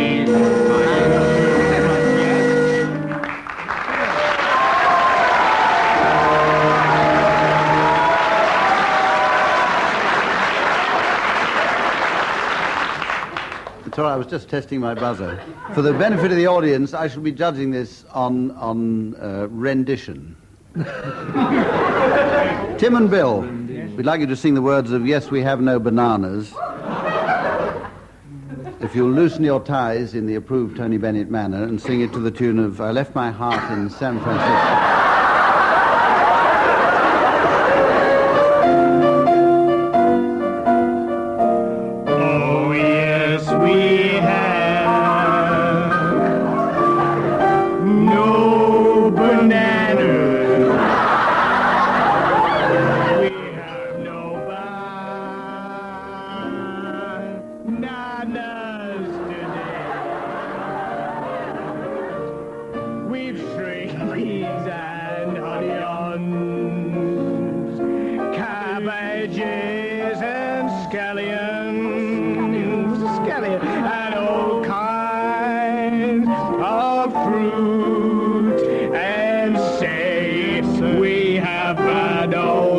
Fashioned tomato,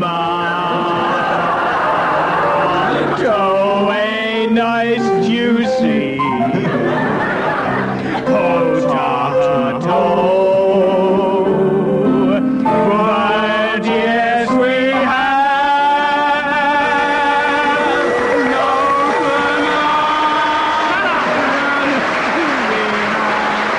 no Right, well, one or two Welshmen in the audience stood up and sprung a leak during that version of Men of Harlech, so I'm giving 2 points to the A team and 1 to the B team. We go on to the next round, which... oh, wait a minute, before the next round, I have to introduce a round which we're coming to at the very end of the program. And later on, at the end of the program, the teams are going to be asked to announce, in the form of a Master of Ceremonies announcement, people with silly names. To give the players time to think them up, I'll leave it until later in the program before I ask for their silly names, appropriate to the late arrivals at the Zookeepers ball. So, team, that's what you have to think up now. We'll go on quickly to the next round. This is a round called Word for Word, and I give each team a word, and they must immediately come up with another word which has nothing whatever to do with the word I gave them. And the other team can challenge and try to prove a connection. I'm going to start with the A team, with Graham Garden, and as soon as I can find my list of words, I've written out all the words I know and lost them. Graham, your word is grocer. Objection from Tim Brooke Taylor. There was a long delay then. Grocer, long pause. No connection with a long pause, I can tell you. I didn't want to say anything libelous. There's nothing in the rules. I retract that objection. Order, please. There's nothing in the rules about long pause. Ah.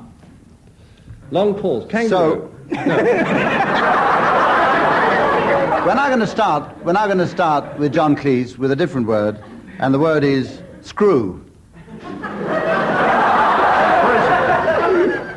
Feather. Mice. Piano. Armadillo.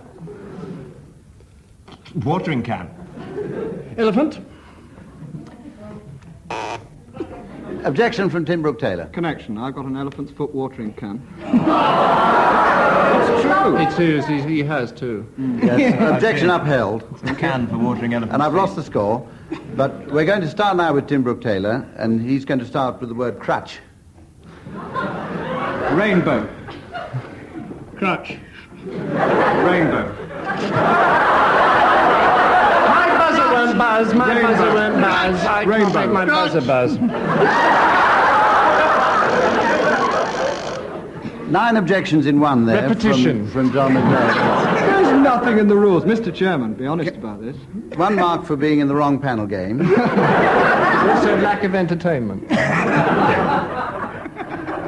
I'm going to give one more word now. I'm going to ask Graham Garden to start with the word stag. Whistle. Pillow. Rebarbative. Recidivist. Sesquipedalianism. Antediluvian. Elvira Madigan. Gaius Plutus. Vampire Bat. Thank you. Objection from Bill Oddie. I couldn't have said any of those. Therefore they are connected. That's true, Lord. Objection upheld. Because, as a matter of fact, I happen to know that Bill Oddie couldn't have said any of the words that have been mentioned so far. 4 marks for each of the teams there for managing to keep going as long as they did. The next round is called Swanee, How I Love You. And I'm going to ask each team to play a tune on Swanee whistles. This is an instrument, as you know, which requires perfect pitch from the executant. And I have to recognize or guess what tune they're playing. And we'll start now with whoever's got the Swanee whistles. We'll start now with Graham Garden and John Cleese. What are we playing? I don't know what we're playing.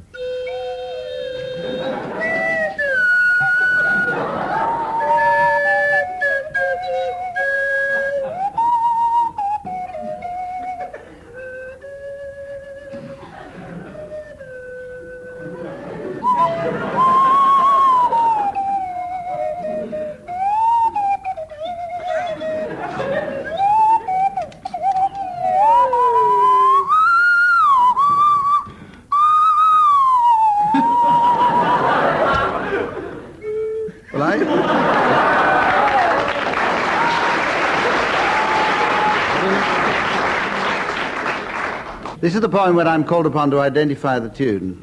It's difficult for me because both of them were playing a different tune. John Cleese was playing an excerpt from one of the later works of John Cage, one of the pieces which have been recently featured on the Radio 3. Is that correct? That's right. That's right, yes. That's not the one I was trying to play. And Graham Garden, accidentally, in the course of that performance, played about 1.5 bars of Moon River. Right. Is that right? So for... Was that what it was? I'll judge this one when we've heard the song from Tim Brooke Taylor and Bill Oddie.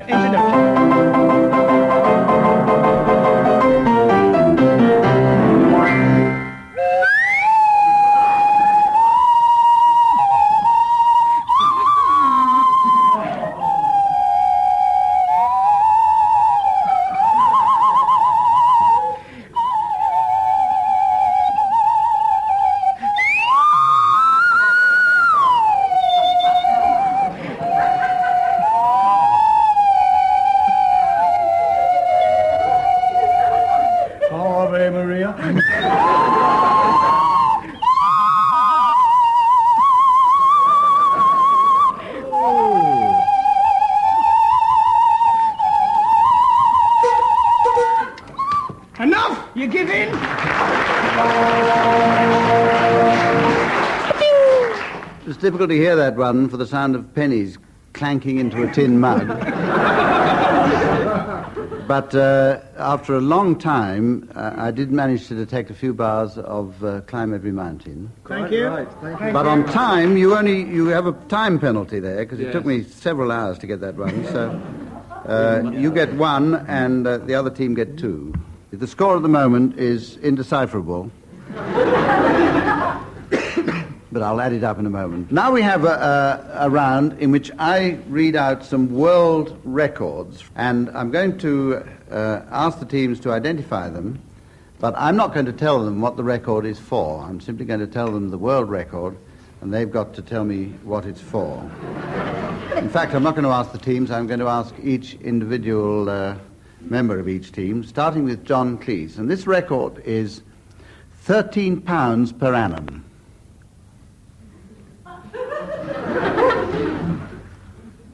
Annum. That's what I said. Right. It's the number of voles an Icelander eats. Well, the weight of voles. I should make it clear that this is pounds sterling. It's the value of the vole. In fact, you're surprisingly close. It's the value of the Icelanders that lemmings eat. Keep going. You're very near to it. It's the value of a lemming's pelt. I'll tell you what it is. When the Icelanders pelt the lemmings, it's the cost. I'll tell you. No, I don't really know. You really were very, very close to that. I'll tell you the actual answer, the exact answer. It's the cost of the upkeep of the longest moustache in the world, belonging to Mazuriya Din, a Brahmin of the Pentabagh district in Uttar Pradesh, India. So you see, you were quite close. How long is that? And that, I think, an answer which... yes! An answer which deserves no marks, richly. Bill Oddie, your record is 103.6 miles per hour. It's the speed that I run out of the room when the Tony Blackburn show comes on.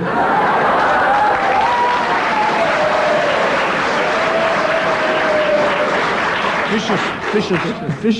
I can't really accept that answer. It's true, I'm telling you. But it applies to so many people, not only you. I'll give you the answer. Do you want It's to know the speed that Tony Blackburn runs out of the room when the goodies come on. The answer to that one is it's the highest measured speed of expelled... This is rather disgusting, I'm sorry. Oh, no. The highest measured speed of expelled particles during a sneeze. What a nasty idea. I'm very glad you didn't know that, Bill. Yes, quite. Graham Garden, your record, which I ask you to identify, is 8 hours 50 minutes and 250 yen. 8 hours, 50 minutes and 250 yen. Not 240. No, 250. Oh, it's not that one then. No, it's not.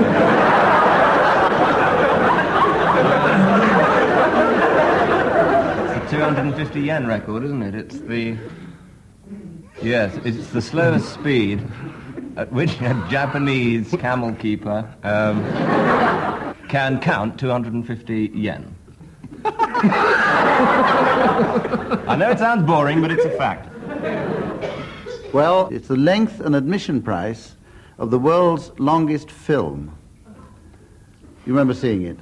It was on BBC television one Sunday afternoon. They showed it on ATV and it was cut to 12 minutes.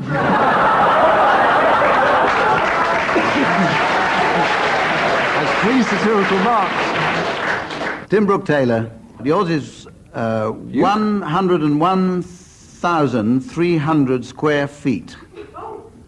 No, it isn't. And 101,300 square feet. That's what It sounds like a description of Napoleon's army retreating from Moscow.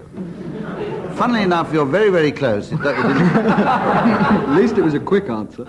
Well, Close? Would you I like think me to I'm go going to on? give you half a mark. You're the only one who scored a half a mark on this, because you have got close enough to say Napoleon. It does, in fact, concern Wellington. Very close. It's the largest floor area of any wooden building, and it exists in the Department of Education in Wellington, New Zealand.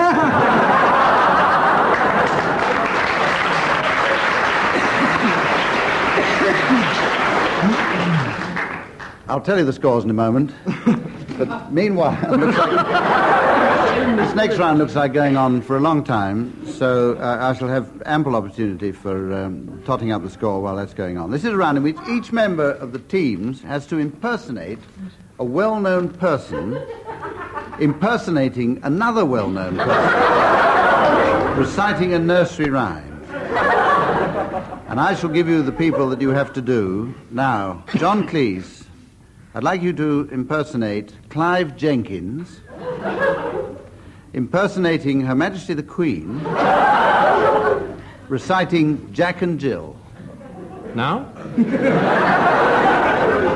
Go ahead, Clive. My executive and I advised the said Jack and Jill not to carry on with their proposed plans to go up the hill to fetch a pail of Dom Perignon 56. All very good. But unfortunately, Jack fell down and broke my crown. And we had to call the strike off. Joni.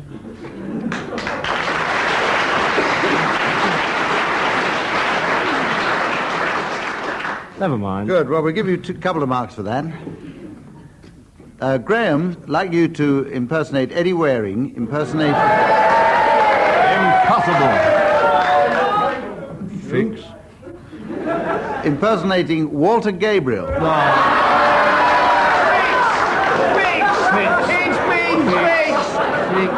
It can't be fixed because I'm setting these and I've never watched any of your programs. Reciting Sing a Song of Sixpence. Well, there's our Sixpence. Lord, no! A pocket full of rye. 4, 20 blackboard, big dinner pie, oh, John. Well, the pie was open, the birds began to sing, and quite a nice noise they made. And wasn't that a dainty dish to set before a king? No.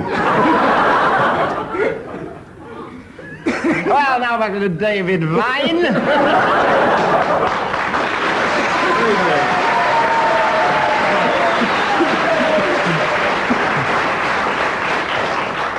Well, I scored 2 to Eddie Waring and 1 to Walter Gabriel, making a net total of 1 mark. Tim Brooke Taylor, impersonate Edward Heath, impersonating Maurice Chevalier, reciting Humpty Dumpty. Bonsoir. Je veux chanter une chanson. Every little breeze seems to whisper Louise. An autre chanson. Humpty Dumpty. Is that un animal? Humpty Dumpty had a great fall. All the king's asses. It's not like I done it. And all the king's men couldn't put Humpty together. Again. Thank you so much. You're too kind. Thank you. Merci. Good night. I'm going to give you 1 mark on the grounds that Edward Heath does a much better impersonation than Maurice Chevalier. Bill Oddie, this one, you'll get a bonus mark if you can get through this one without doing yourself an injury. I want you to impersonate Tommy Cooper, impersonating Louis Armstrong, reciting Three Blind Mice. That's a lot, Bill. Three blind mice. Three blind mice. Zippity boo bop. See them run. I've seen them run. Have you seen them run? I've seen them run. Look at them run. Whoa, baby, look at them run. Yeah, all right. Whoa, they're all run after the farmer's wife. Where? I've seen the farmer's wife. I've done after her. No fools, those mice. See what I'm going to do? I do a little trick. I think a carving knife.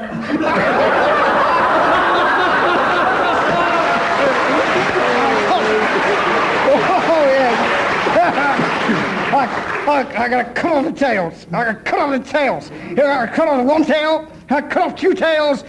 I cut off his head. Oh, yeah! Do you ever see such a thing in your life? I didn't see it. Oh, no. There's three blind... three blind mice. Oh, yeah.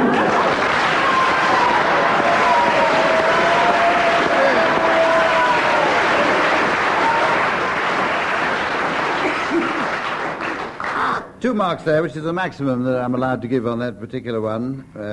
Now, the teams, I can actually give you the score now. The teams stand as follows. John Cleese and Graham Garden have scored 18. Terrible tense hush come over. And Tim Brooke Taylor and Bill Oddie have scored 20 and a half.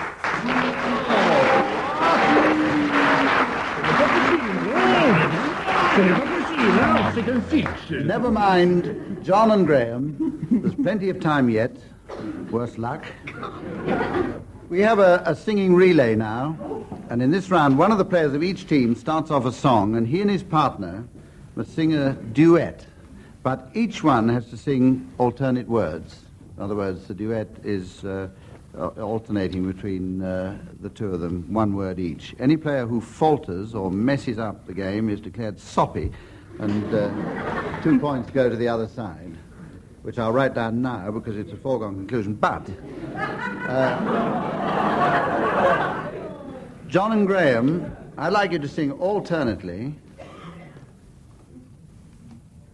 I'd like you to give actually a romantic interpretation of this song, if you will. Give me the moonlight.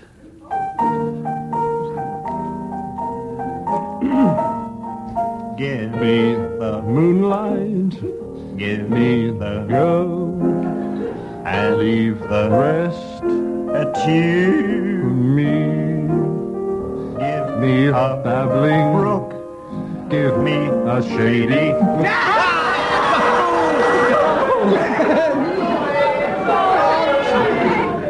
Well, you lose a point, but what we do now...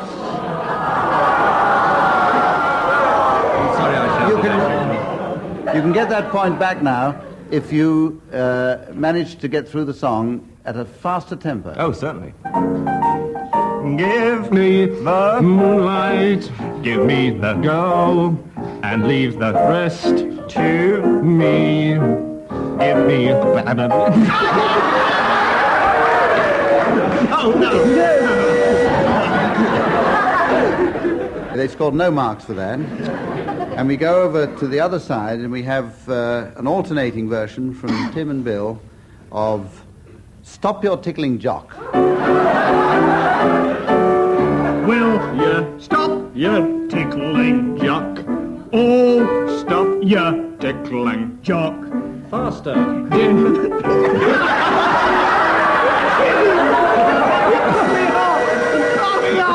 Penalty kick for obstruction.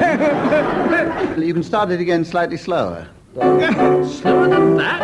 It's only a half hour show. Will you stop your tickling jock? Oh, stop your tickling jock. Didn't make me laugh so hearty. Oh, you make me so... You lose 1 mark out of 2 there, but you can regain it if you can sing it accurately throughout at a much faster tempo. Will you stop? Yeah. Glenn, stop. Hey, Glenn, no, we can't. We can't. It's more difficult singing in a foreign language, let's face it. -1. Dead heat, -1 each. Well, now we come to the round that I told you about at the beginning, and I've given the teams time to think up their funny names, in which to announce the late arrivals at the Zookeepers Ball. And we'll start first of all now with John and Graham. Mr. and Mr. and Mrs. Crested Grebe and their daughter Greta Crested Grebe. We'll give you one for that, Graham. Mr.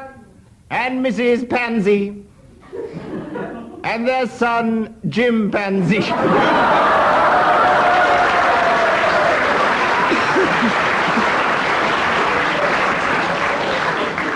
Tim.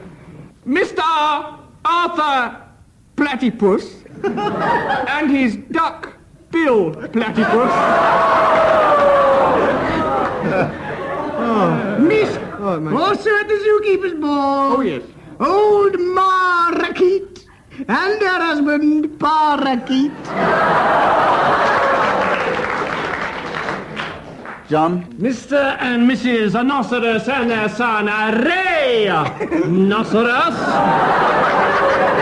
Graham. Mr. and Mrs. Conda and their daughter Anna. Conda. Not to mention Uncle Elope and his wife Aunt Elope. And Ladies and gentlemen, later on, this is where I tell you the Mr. and Mrs. Tita and their daughter Ann Tita.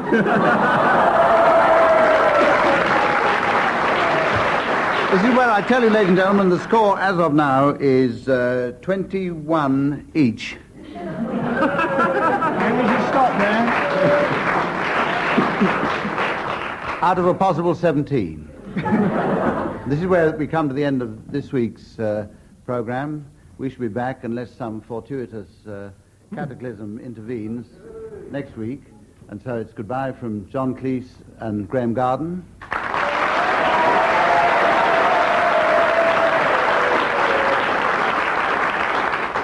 Tim Brooke Taylor and Bill Oddie.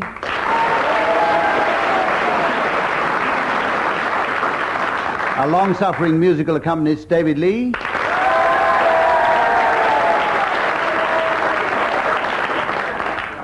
And me, Humphrey Littleton.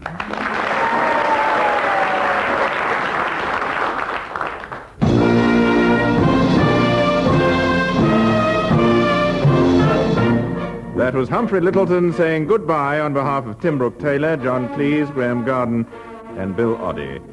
Dave Lee, pianofortist extraordinaire, also bids farewell, as does producer John Castles.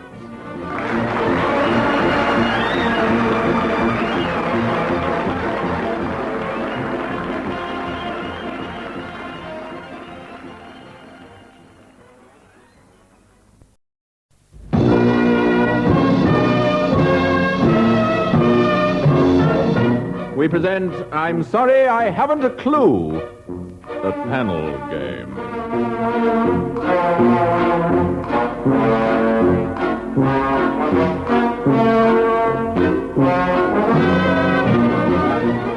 Yes, believe it or not, it's another scintillating session of virtuoso verbiage from Tim Brooke Taylor, John Cleese, Graham Garden, and Bill Oddie. Dave Lee will be tickling the ivories, and Humphrey Littleton reposing in the chair.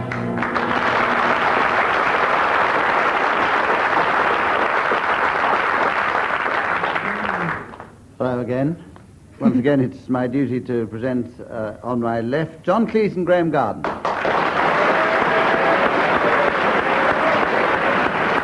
On my right, Tim Brooke Taylor and Bill Oddie.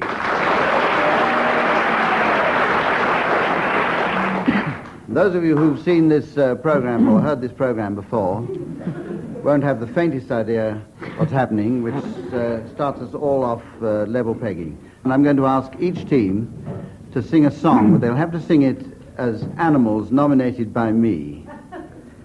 And I shall mark this one for zoological exactitude, whatever that means. Now then, we'll start with John and Graham, please.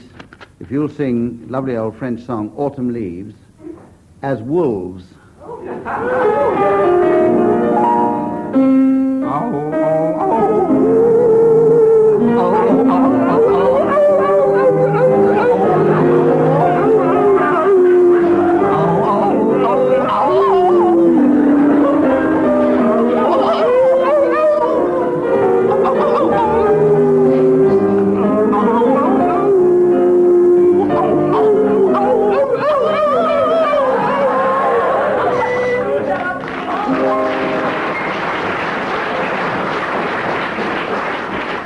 Out of two, because one of the wolves laid an egg halfway through.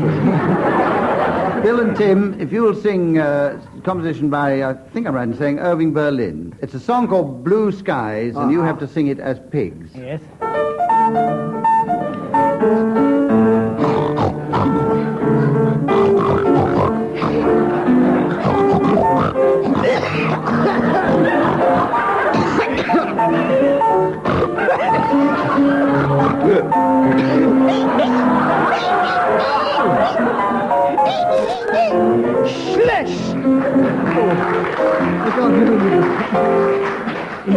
I just killed my pig. An awful mass of mischief. Didn't need to kill it. I think they were dying of strangulation. Now, I have to explain to you that at the very end of this game, I'm going to ask the teams to announce people with silly names appropriate to the function for which they're being announced. And to give the players time to think them up, I'll leave it until later in the program before I ask for their silly names appropriate to the late arrivals at the Greengrocers Ball. Greengrocers Ball. That's for you to ponder on, team, while we go on to the second round. In this round, each team will play a scene from a well-known play, but only one member of the team has a script, and the other one has to improvise and get on as best he can. And this will be marked, two marks will be the maximum for survival. Now, the first play is going to be performed by Bill and Tim, and their play is The Importance of Being Earnest by Oscar Wilde. The part of Algernon, played by Bill, and Cecily by Tim. Curtain up. Overture and beginners, please. Enter Algernon, very gay and debonair.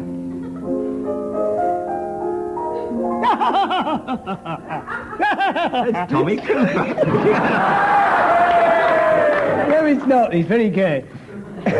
Oh, you are my little cousin Cicely, I'm sure. Well, I'm not so sure.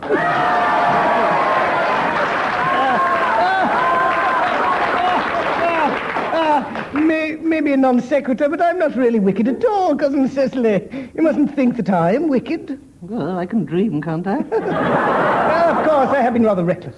Oh, like a successful sailor. Think about it. No, on second thought, no. Reckless, yes. In fact, now you mention the subject, I have been very bad in my own small way. Oh, do be so modest. It is much pleasanter being here with you. Oh, you're just saying that. About my... Not very well. But Australia, I'd sooner die. I think you just have.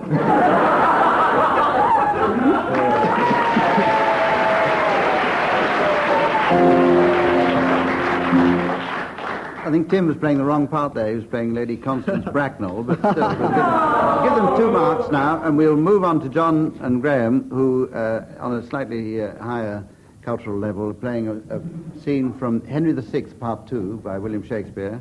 John Holland is played by Graham Garden. George Beavis by John Cleese. They're not in this. Well, I say it was never merry world in England since gentlemen came up. Tis true. He never said a true word in his life.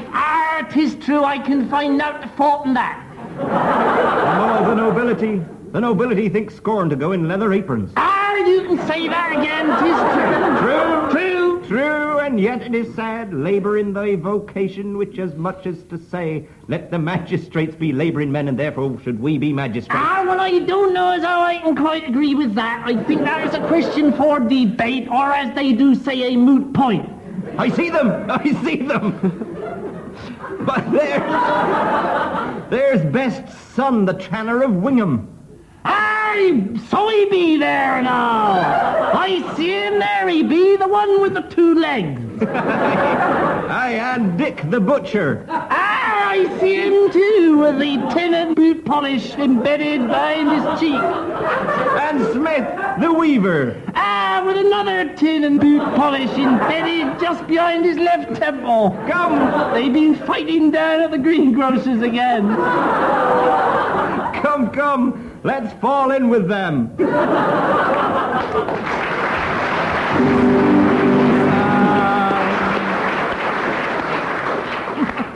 On to the next round, which I'm sorry to say involves singing. This is a round that involves individual players rather than teams, and this is where the first player starts a song, stops singing whenever he feels like it, and the next player picks up on the word at which he stopped and has to start a new song, starting with that word. And we shall be going in the order of Bill Oddie, Graham Garden, Tim Brooke Taylor, and John Cleese. Bill Oddie, will you start, please?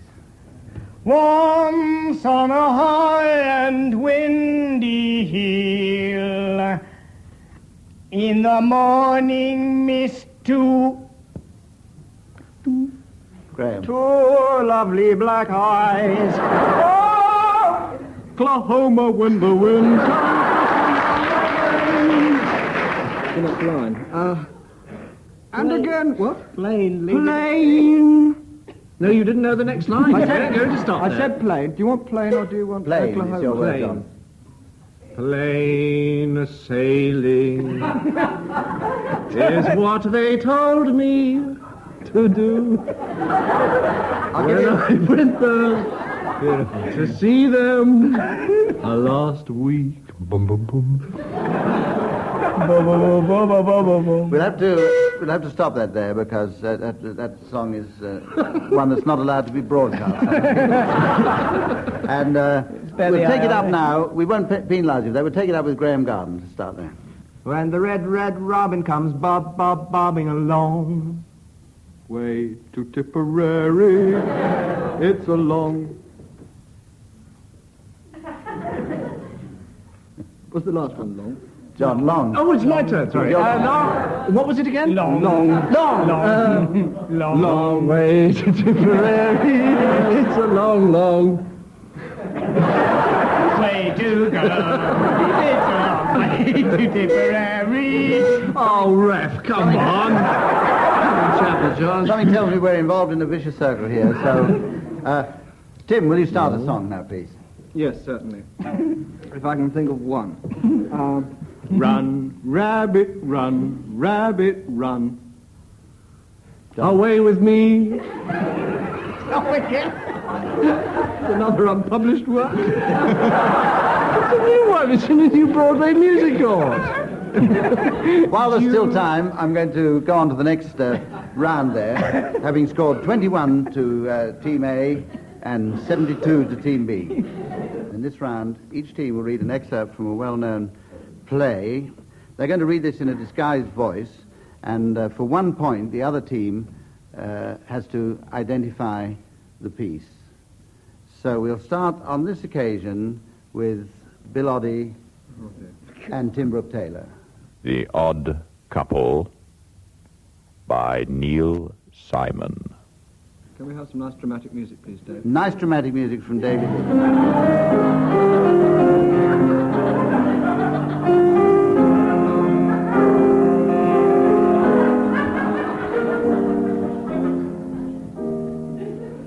All right.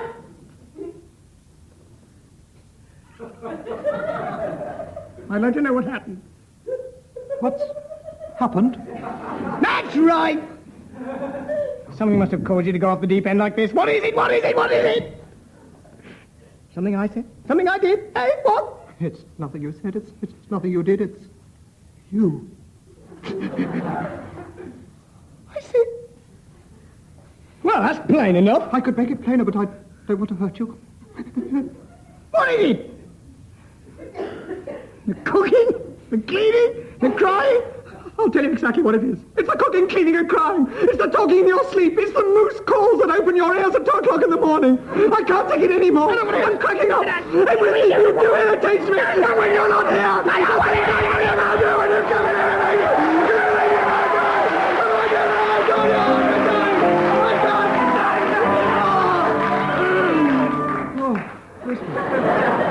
All right, what was that in? Have you started yet? Right. John and Graham, if you can identify that, please. Rather reminiscent of some Arnold Bennett. No, not Arnold Bennett, no. Not Arnold. Gordon Bennett. Gordon Bennett. Elbow Arnold. Elbow Arnold. It might even have been Elbow Arnold. Benedict Arnold, do you think? Yes, or Gordon Benedict. I think it was something more popular, more recent. Yes. Yes, possibly. Yes. Kit Marlowe or... Give you 10 seconds. Or Malkito. Yeah, could have been. Is it modern? Yes, it's modern. Overran your time then. Bill and Tim, will you divulge what that dramatic piece was, please? Yes, it's The Odd Couple by Neil Simon. The Odd Couple by Neil Simon. Didn't we say that? Wasn't that the first one we did?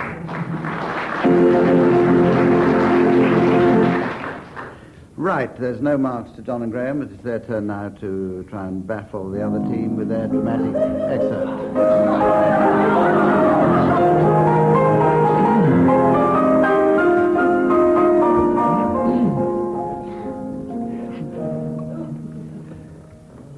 The Cherry Orchard by Chekhov. My father was your father's serf. Your great-grandfathers before him, but you were so good to me when I was young that I've forgotten all that. I love you like a sister. If you were my own flesh and blood. Old nurse died while you were away. Yep, I know. God be with her, God rest her soul, poor old bat. Anastasia is dead too.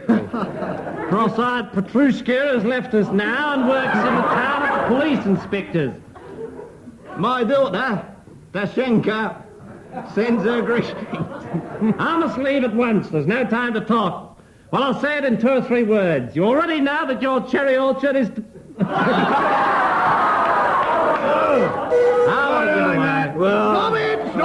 Stop it! Nasty, dirty, filthy, full frontal style. I don't like that. No. John and Bill, Here? rack your brains. Well, I would say it was Russian. Tell that And by I the would accents. say- Voices threw me a bit. I wish it was always performed like that. I'd say if I was playing chess. No, I wouldn't. I wouldn't say Chekhov, mate. I'd say it was The Cherry Orchard by Bluey Chekhov. Bluey Chekhov. Yeah. Right. Mind you, you did give us a The 1 mark there to Bill and Tim, bringing the score to 2 each. And this is the one in which each team has to sing the words of one song to the tune of another. And I'm going to ask Bill Oddie and Tim Brooke Taylor to start this one off now. And I want them to sing the words of There Is a Tavern in the Town to the tune of White Christmas.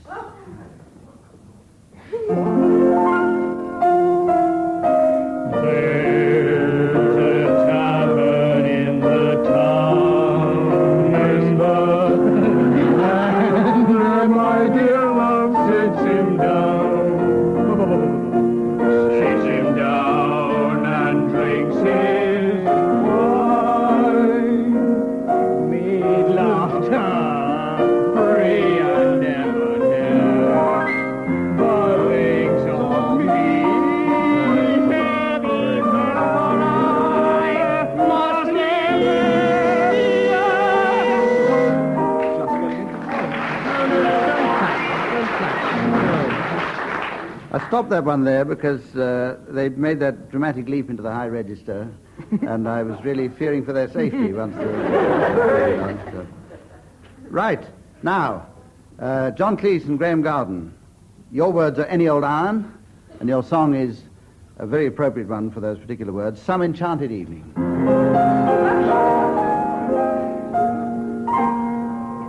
Any old iron, any old iron,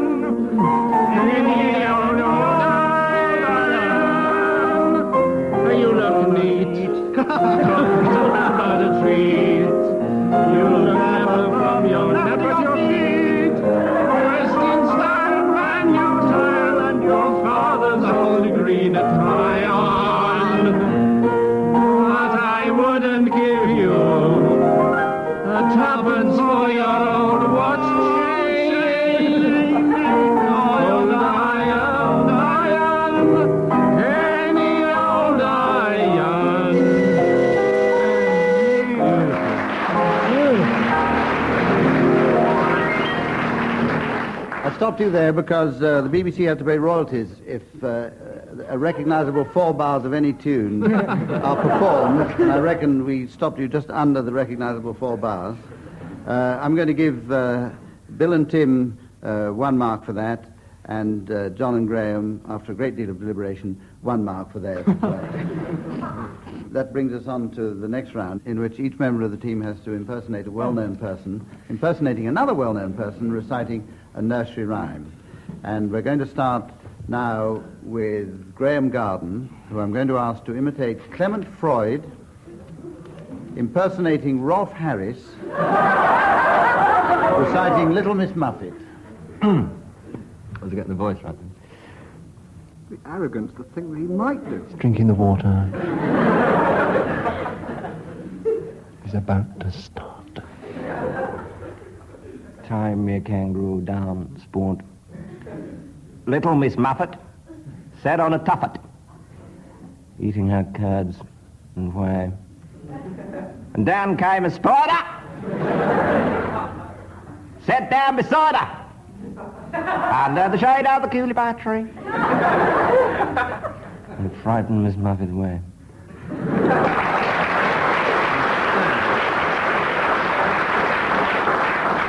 1 mark for that, and we go over to Tim Brooke Taylor, who is asked to impersonate Harold Wilson, impersonating Chairman Mao, reciting Mary, Mary, quite contrary. Merrily, merrily, quite contrarily.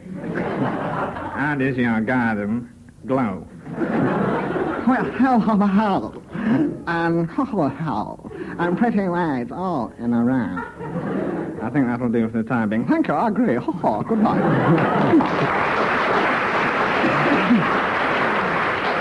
Right, level pegging on this round with 1 mark there out of 2. And now, Bill Oddie, will you give us Donald Duck impersonating Huey Green?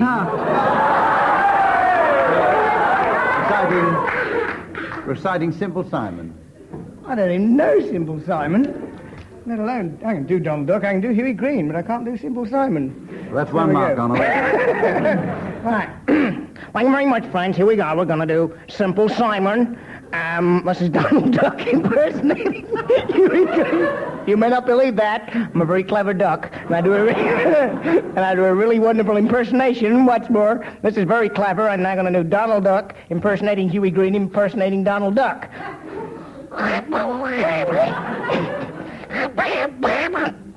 Now, was Simple Simon met a pieman going to the fair.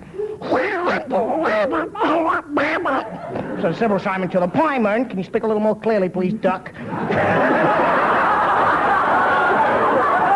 right, don't worry. Is there any a poor duck doing that? I'll report you all to the RSPCA. And I'll report you for ruining a BBC microphone. While you mop it off, that's two marks to Bill for that, and we come now to John Cleese, who I'm going to ask to impersonate David Frost, impersonating Adolf Hitler. They're different. Reciting the Grand Old Duke of York, John. The Grand Old Duke of York. They are different, John. The super old Duke of York. Und aus?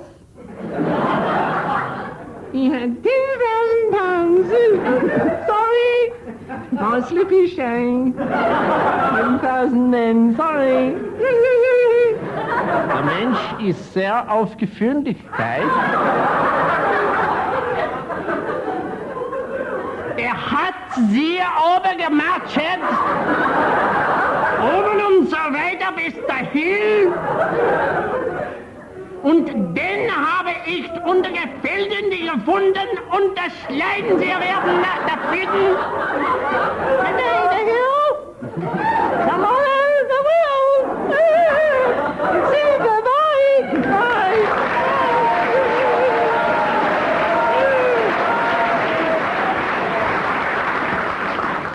2 danger marks there for nearly bursting a blood vessel. And we go on now to the singing relay, and in this one, one of the players of each team starts off a song, and he and his partner have to sing a duet, each one singing alternate words. And they're penalised if either of them sings two words or if they falter and stop in the middle. Now, let's start with John and Graham here, and we'd like you to sing Who's Your Lady Friend?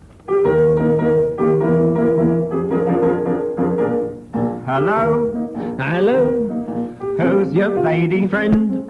Who's the little girlie by your side? I've seen you with a girl or two. Oh, oh, oh, I am surprised at you.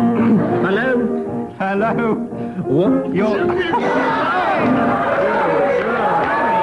I got excited. Right. You lose one of your 2 marks there, but you can get it back again if you can manage to get through it all at a very much faster tempo. Hello, hello, who's your lady friend? Who's the little girlie by your side? I've seen... Okay, I'll give you 2 marks there. I'll give you 2 marks there, because that was a very good effort. And we go over now to Bill and Tim, and your song is I Belong to Glasgow. I belong to Glasgow, dear old Glasgow town. There's nothing the matter with Glasgow, 'cause it's going round and round. Oh, I'm only a common old working chap. What? Couple of such a clock. I feel a lot better then. You really encourage them. Now, you've got to get 1 mark back now by singing that one very much faster. Slipping a bit there. I belong to Glasgow, dear old Glasgow town. Oh, there's something the matter with Glasgow, 'cause it's going round and round. Oh, I'm only a common old working chap, as anyone here can see. But when I suddenly Glasgow belongs to me, I give up.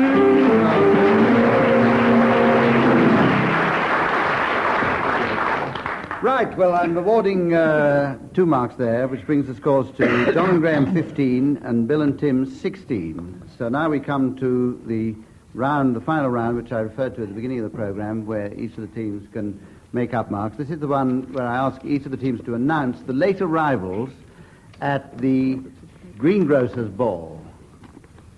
The Greengrocers ball. So if you're ready now with your arrivals, we'll start with Bill and Tim's team. Bill. Mr. and Mrs. F. Toot and their son B. Croot. Beg your pardon? You don't qualify for that one, because we don't have B. Toots on the menu at this particular ball. John Cleese. Mr. and Mrs. Cobeans and their son, Harry Cobeans.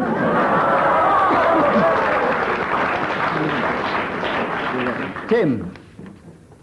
And another arrival at the Greengrocers ball. Mr.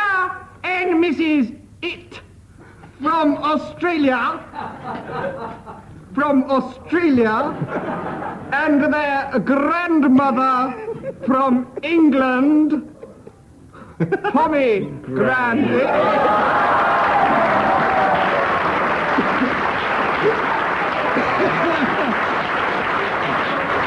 Graham Garden. Miss Emily Snip and her father, Pa Chuggamer. Not to mention the final arrival at the Greengrocers ball with a bit of luck which should win us the round. Oh, no, it won't. Oh, no, it won't. Mr. and Mrs. Pound of apples, please. Not him. Yes. Not him. Not him. And their famous son. No. From the East End. Half a pound of apples.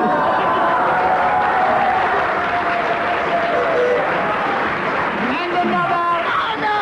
And another. Arrival, ladies and gentlemen. No, Mr. and Mrs. Baldy Biscuit. And their son, Gary Baldy Biscuit. And Nick. This is where I... And the final arrival, Mr. and Mrs. Joke and their son, Norman Joke. Well, this is and where... one uninvited guest. This is where it's time to tot up the score. Mr. Keep going on. and Mrs. O'Ree and their son, all together, Chick. That one manages to bring the score level at... And their bring the son. score level at 24 each. This is where...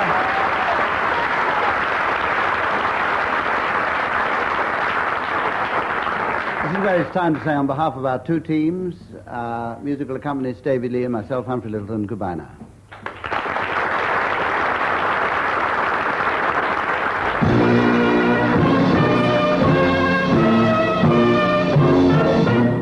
And the dramatis personae, if you'll forgive the expression, were Tim Brooke Taylor, John Cleese, Graham Garden, and Bill Oddie.